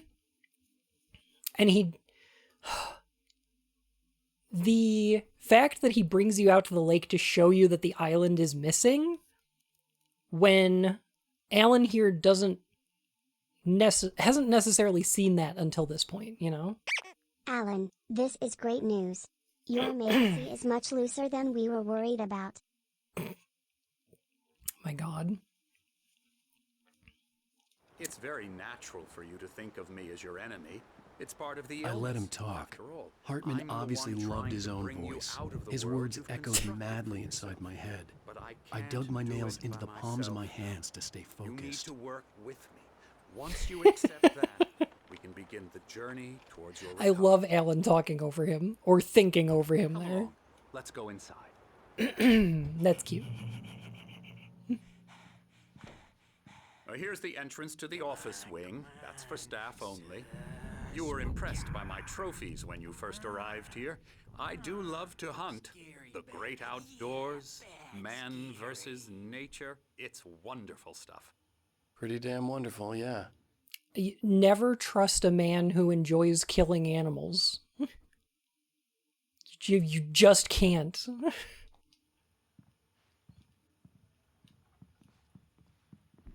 Scary, scary, scary.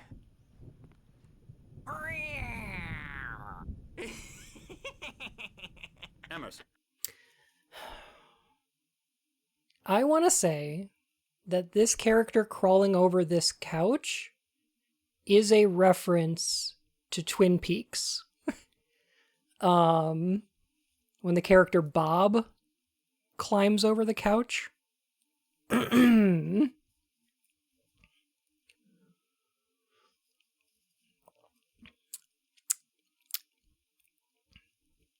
You're impressed by my trophies. I feel like Alan walked in here and was like, "Ooh, what a lovely room of death you have."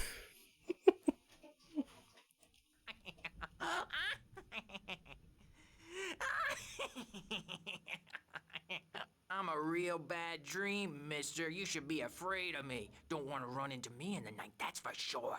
Please, Emerson. Mr. Wake is confused enough as it is. Yeah, you'd like me to go away so you won't be scared. But you can't just decide what kind of dream you have or when you have it. Emerson. Okay. Sorry. Boo. That's Emerson. We're actually making some progress with him, I'm happy to say. He works on video games. Ooh, yeah. It's trash, of course, but it does I'll get involve him some to the head. small creative effort, which makes him receptive to my therapeutic methods.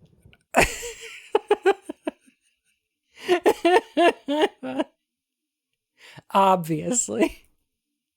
He works on video games. You know, trash. Of course.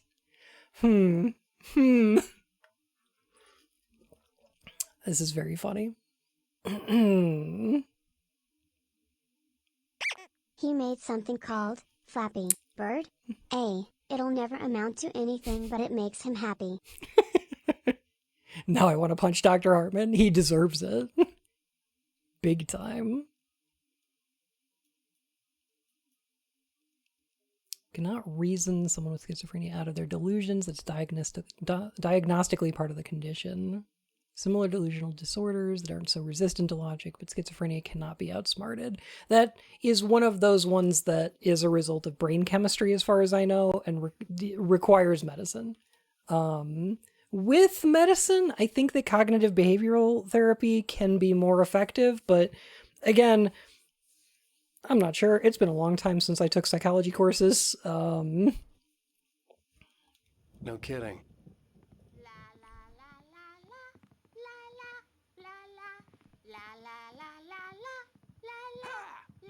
The character loses the players. Hartman is supposed to lose the player.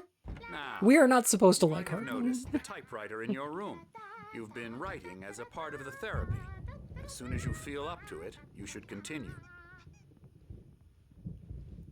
The engaging new book by Emil Hartman, PhD, the author of best-selling Creative Flow, his groundbreaking techniques, engagement therapy, and The Flow, TM, explained in his own words.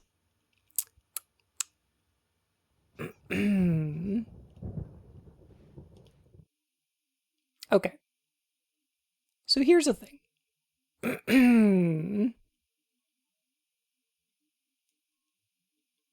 Full-on life guru bullshit? Exactly. Whole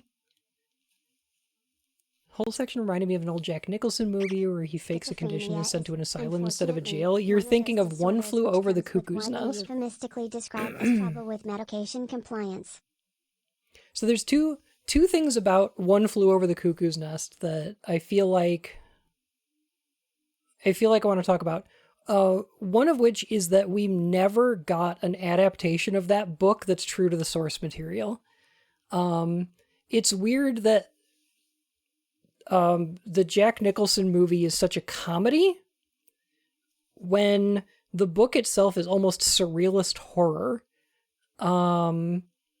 It would be really interesting to see that book turned into a movie based on the real material, complete with the hallucinations and dream sequences and all of that kind of stuff, because that is a really interesting depiction of mental health that I think is slightly Dr. more... Hartman, please enjoy my new book, 12 Rules for Living.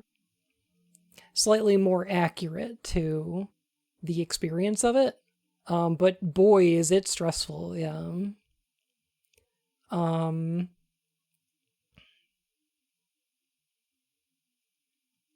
Yeah, depression is like a brain chemistry thing. So here's one thing that I think... Malcolm Harris' book about Palo Alto has a really interesting section on the ways that the book itself was also probably a severe distortion of what was going on there.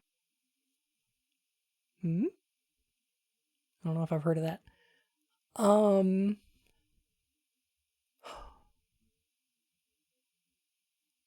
Where was I? Oh, okay. One of the things that I want you to keep an eye out for with Hartman is that I feel like under capitalism, the idea of mental health care is not there to make people well or to make people feel better. It is there to make people productive. It is there to get them back into the workforce. It is there to make them, productive, profitable, right? And that's what a lot of care in America, and definitely under capitalism, is not meant to be helpful. Even things like healthcare are not meant to help or save people necessarily. Although there are people involved in them that do want to help, the industry itself exists in order to make people more productive or keep people productive, right? Yeah, it's very often just useful to capital.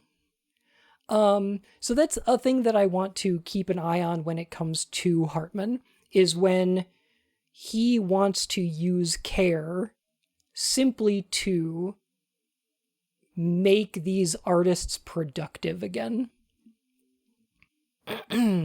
Not necessarily to make them well. How soon you can return to work is touted as the selling point of less invasive care instead of like being safer. Exactly. Yes. Yes.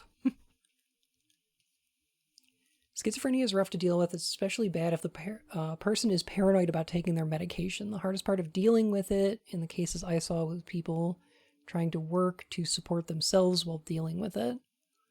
Should have been better supported. And I super agree with that. There should be so much more support for mental health issues.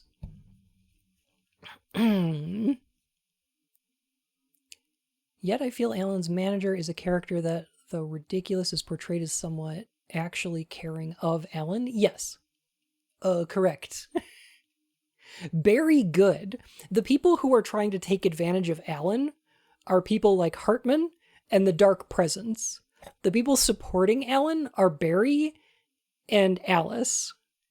Like,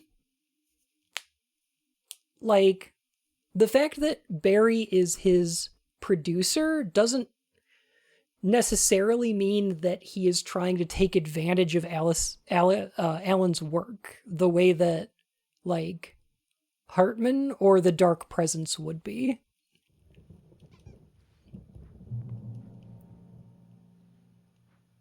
Read what? Read this thing? Read this thing. Welcome to Cauldron Lake Lodge.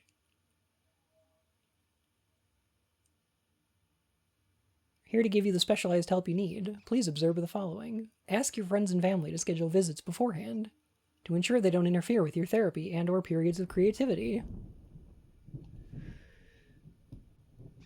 Typically, our patients have long-term creative problems and they won't be solved overnight. Give yourself permission to take the time you need. Bear in mind that you're voluntarily receiving treatment that has been specifically tailored for you. Engagement therapy, TM, and its sister method, the flow, TM, work best when you're actively engaged in shaping them. If you have any concerns, please don't hesitate to voice them. Therapy should not be trademarked. The author of the book was paid to subject the patients to experiment with psychedelics. He was Nurse Ratchet, who he reframes as a domineering woman, while he makes the POV character one of his own victims. Oh. No. Take control. Zumba. Thank you for a whole year. Oh my goodness. The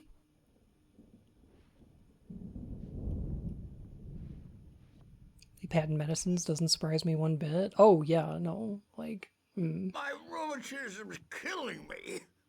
There's a storm coming. Oh, what a storm. I hope it wipes this place off the face of the earth.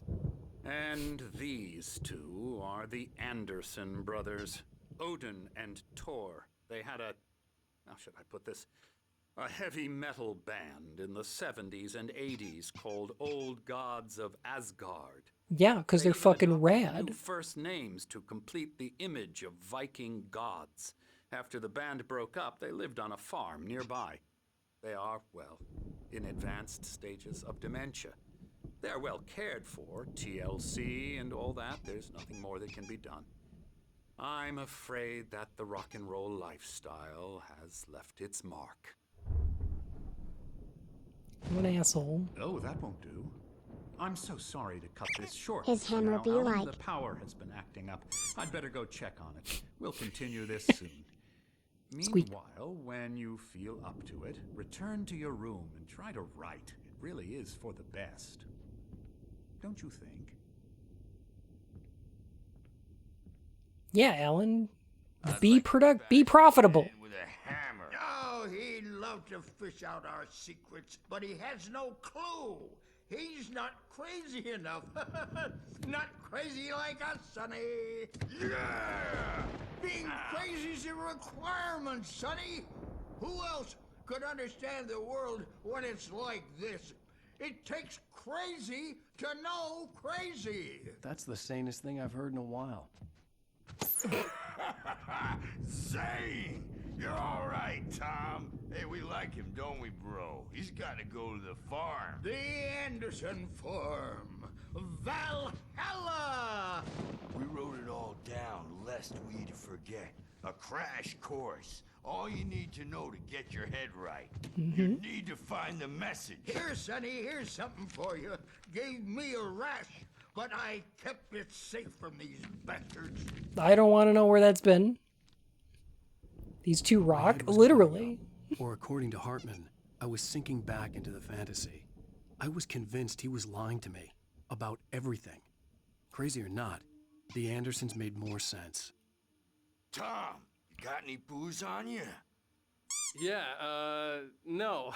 We have a stash of the special stuff at the farm. Our own formula. Local ingredients. Medicine clears your head right up. Makes They you are playing a remember, Night like, Springs board game. Yeah. moonbeams on the brain. I just noticed leather patches on the elbows. That's not very rock and roll. Tom just lost is all. Baba Yaga got to him too. How did I never put that together? They just say it. The damn witch. She used us all, taken from all of us. Took my thunder, the witch. And my ravens. What were they? Memory and thought. The hag. She took something from you too, didn't she? That's what she does. We're better off. This place, the lake, it gives you power. If you're a creator, an artist, haga. Nightmare shifted in this Yeah, Hoogan and Moonin. darkness of the lake. Yeah, that's the one. She makes sure it comes out twisted and wrong. Just ask the lamp lady. She knows what happened to that other rider. She's been using you, boy, and you let her. You went and opened the door for her, didn't you? Now, it was already open a crack. And whose fault is that? We're morally corrupt, disease-ridden, old and stupid. Doesn't mean he had to open it all the way, goddammit.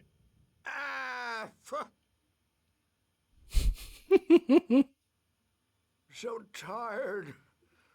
Built the farm close to the lake. I love them. Place of power. Oh, look at that burr. These are some good burrs.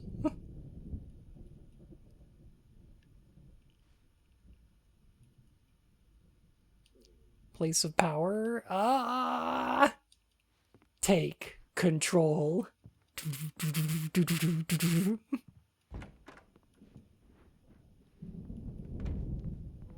Well, he's the boss. I may need a hand here later on, Birch. The storm's bound to make you-know-who jumpy. You know how they get. Gotcha. The doc's got me looking after Wake here, but holler if they get too rowdy. I'll do that, Birch. Hey, Wake, why don't you humor Dr. Hartman and give the writing a shot, huh? The typewriter's in your room. You can get to your room by those stairs, Wake.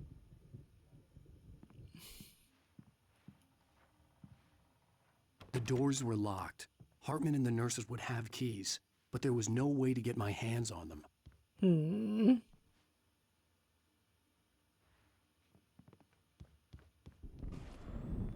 Something's wrong. I'm not myself. It's hard to think. There's a shadow inside my head. I can only focus on writing. Everything else is a blur. I'm trapped in this cabin.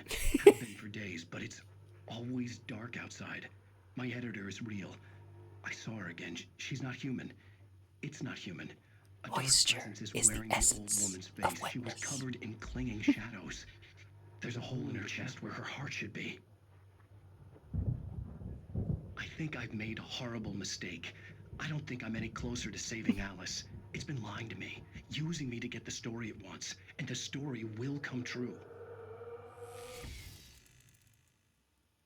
Same live action actor that was at the TGA? Yeah, I believe so. Should be the same one as in Alan Wake too, yeah. Hartman had mentioned that the power had been acting up. Maybe that was the reason for the They generator took and my the wake light on Adderall the and they balcony. gave me The these generator pills where hadn't been everything that's activated, not and writing there is was no full of key. monsters. Hartman wanted me to write. I knew I couldn't, but I figured I should just play along for now. It was the only thing I could do with Nurse Birch watching me like a hawk. The white glare of the blank page in front of me hurt my eyes. Bone, you gotta go see the painter? I do. I should have.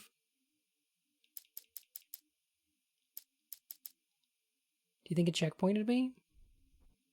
My head was clearing up, or according to Hartman, I was okay. sinking back into the fantasy. I was convinced he was lying to me about everything. Crazy or not, the Andersons made more sense. Here we go. Oh, hello. I've painted you. Okay. I was just struck by inspiration a couple of days ago. Dr. Hartman wanted me to paint landscapes, and that's what I was doing. But now I've been doing these things, a lot of them. The images just keep coming. Dr. Hartman likes them. He has them in his office. Yeah? He's very proud of me.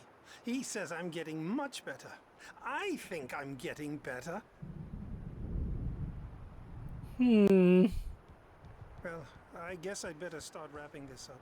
The storm is almost here. Look at that. I'd hate to be out there tonight.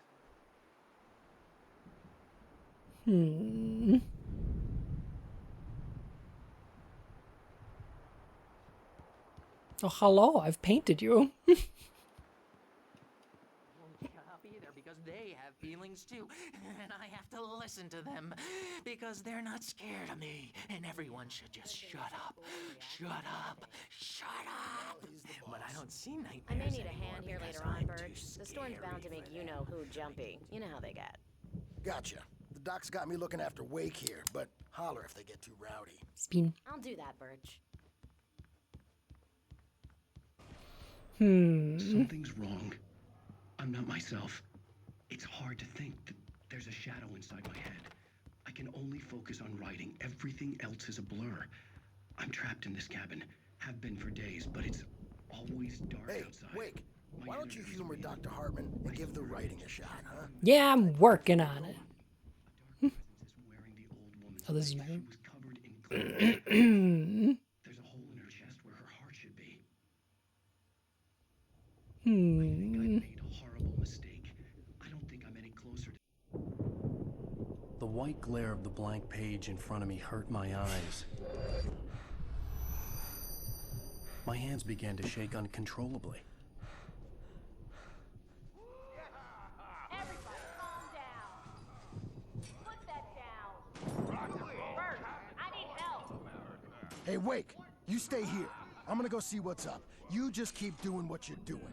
Be cool, okay?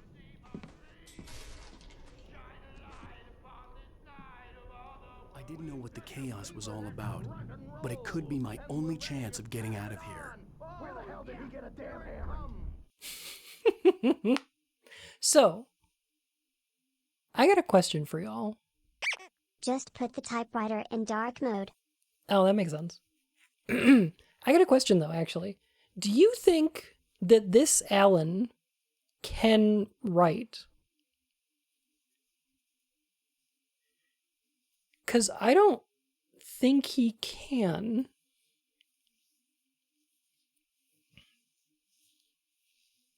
Like, I don't think it's possible. I don't think he's got the creativity.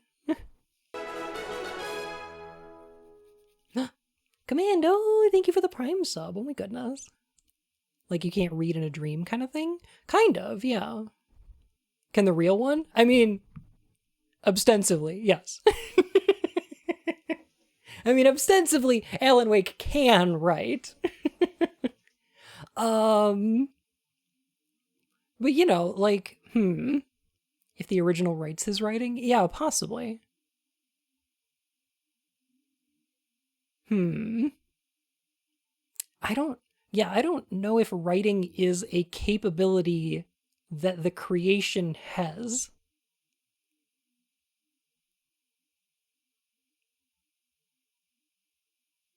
If written Alan Wake could write, it would lead to more problems. It might, yeah, because he could just write people to write things for him. But I guess what kind of story would that be?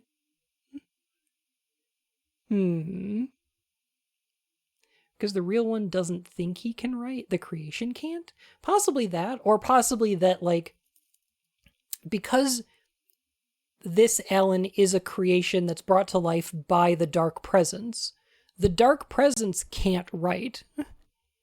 So, like, I think this one could probably write if Alan wrote him writing something. Like, if the manuscript had the words that he's supposed to be writing. But, like, because it's a creation of the Dark Presence, and the Dark Presence is not a creative force, it cannot be creative, I don't think it can do that on its own, you know? He's AI art. A little bit. You know, kinda.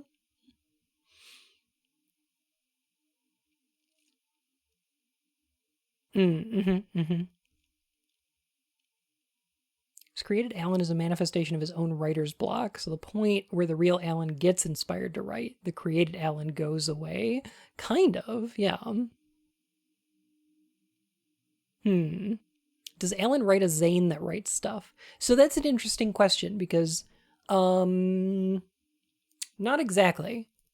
Like, Thomas Zane was definitely a real person that wrote poetry, but like some of the stuff that happened to them could be changed by the story that Alan wrote. Like, it's very possible that Alan changed the events of his life because of the story. We actually see that happen later, because in Alan Wake 2, he's not a poet anymore. Now he's a film director. Everybody remembers that he directed those films. Except for a couple characters who are like, wasn't he a poet? And everybody's like, no. He played a poet in that movie that he directed. Obviously. So, like, the reality of Zane's life is retconned in universe. Technically, it was in Control. In Control, they do mention that Zane is a director, and then Jesse says, wasn't he a poet? And everybody's like, no. No, what are you talking about? He's a film director. She's like, okay. All right, I guess. So yeah, I guess, like, the art that Zane created had to have been made by Zane and not by Alan writing Zane, I don't think. Do I need to finish Alan Wake 2? I would probably recommend it. It's really good. It's really good. The only characters that know Zane as a poet are powerful para-utilitarians. True. It's like Jesse and Alan and Saga, and that's about it.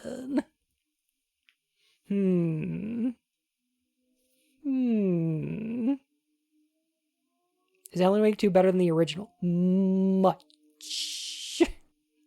I would say much better. Much better.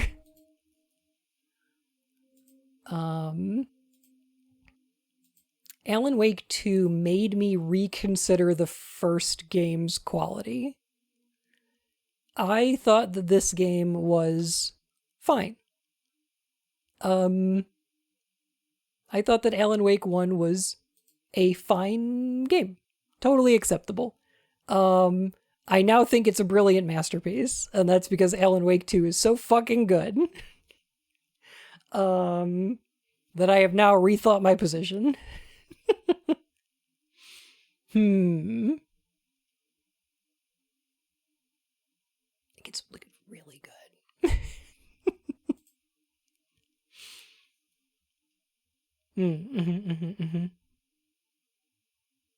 Zane is definitely real, in my opinion. Yes. Although, I think Alan and Zane are both real, but I do think that they were both affected by each other's writing.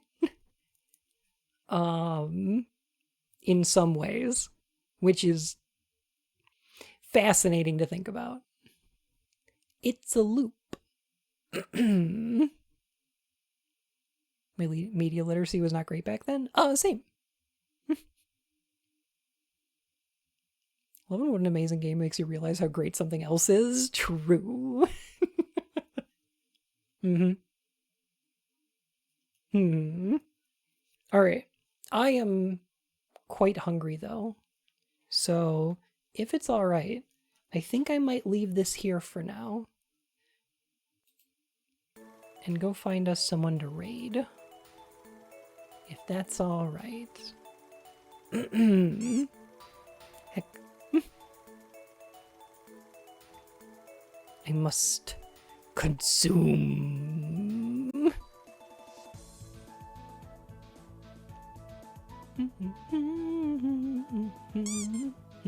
Heck.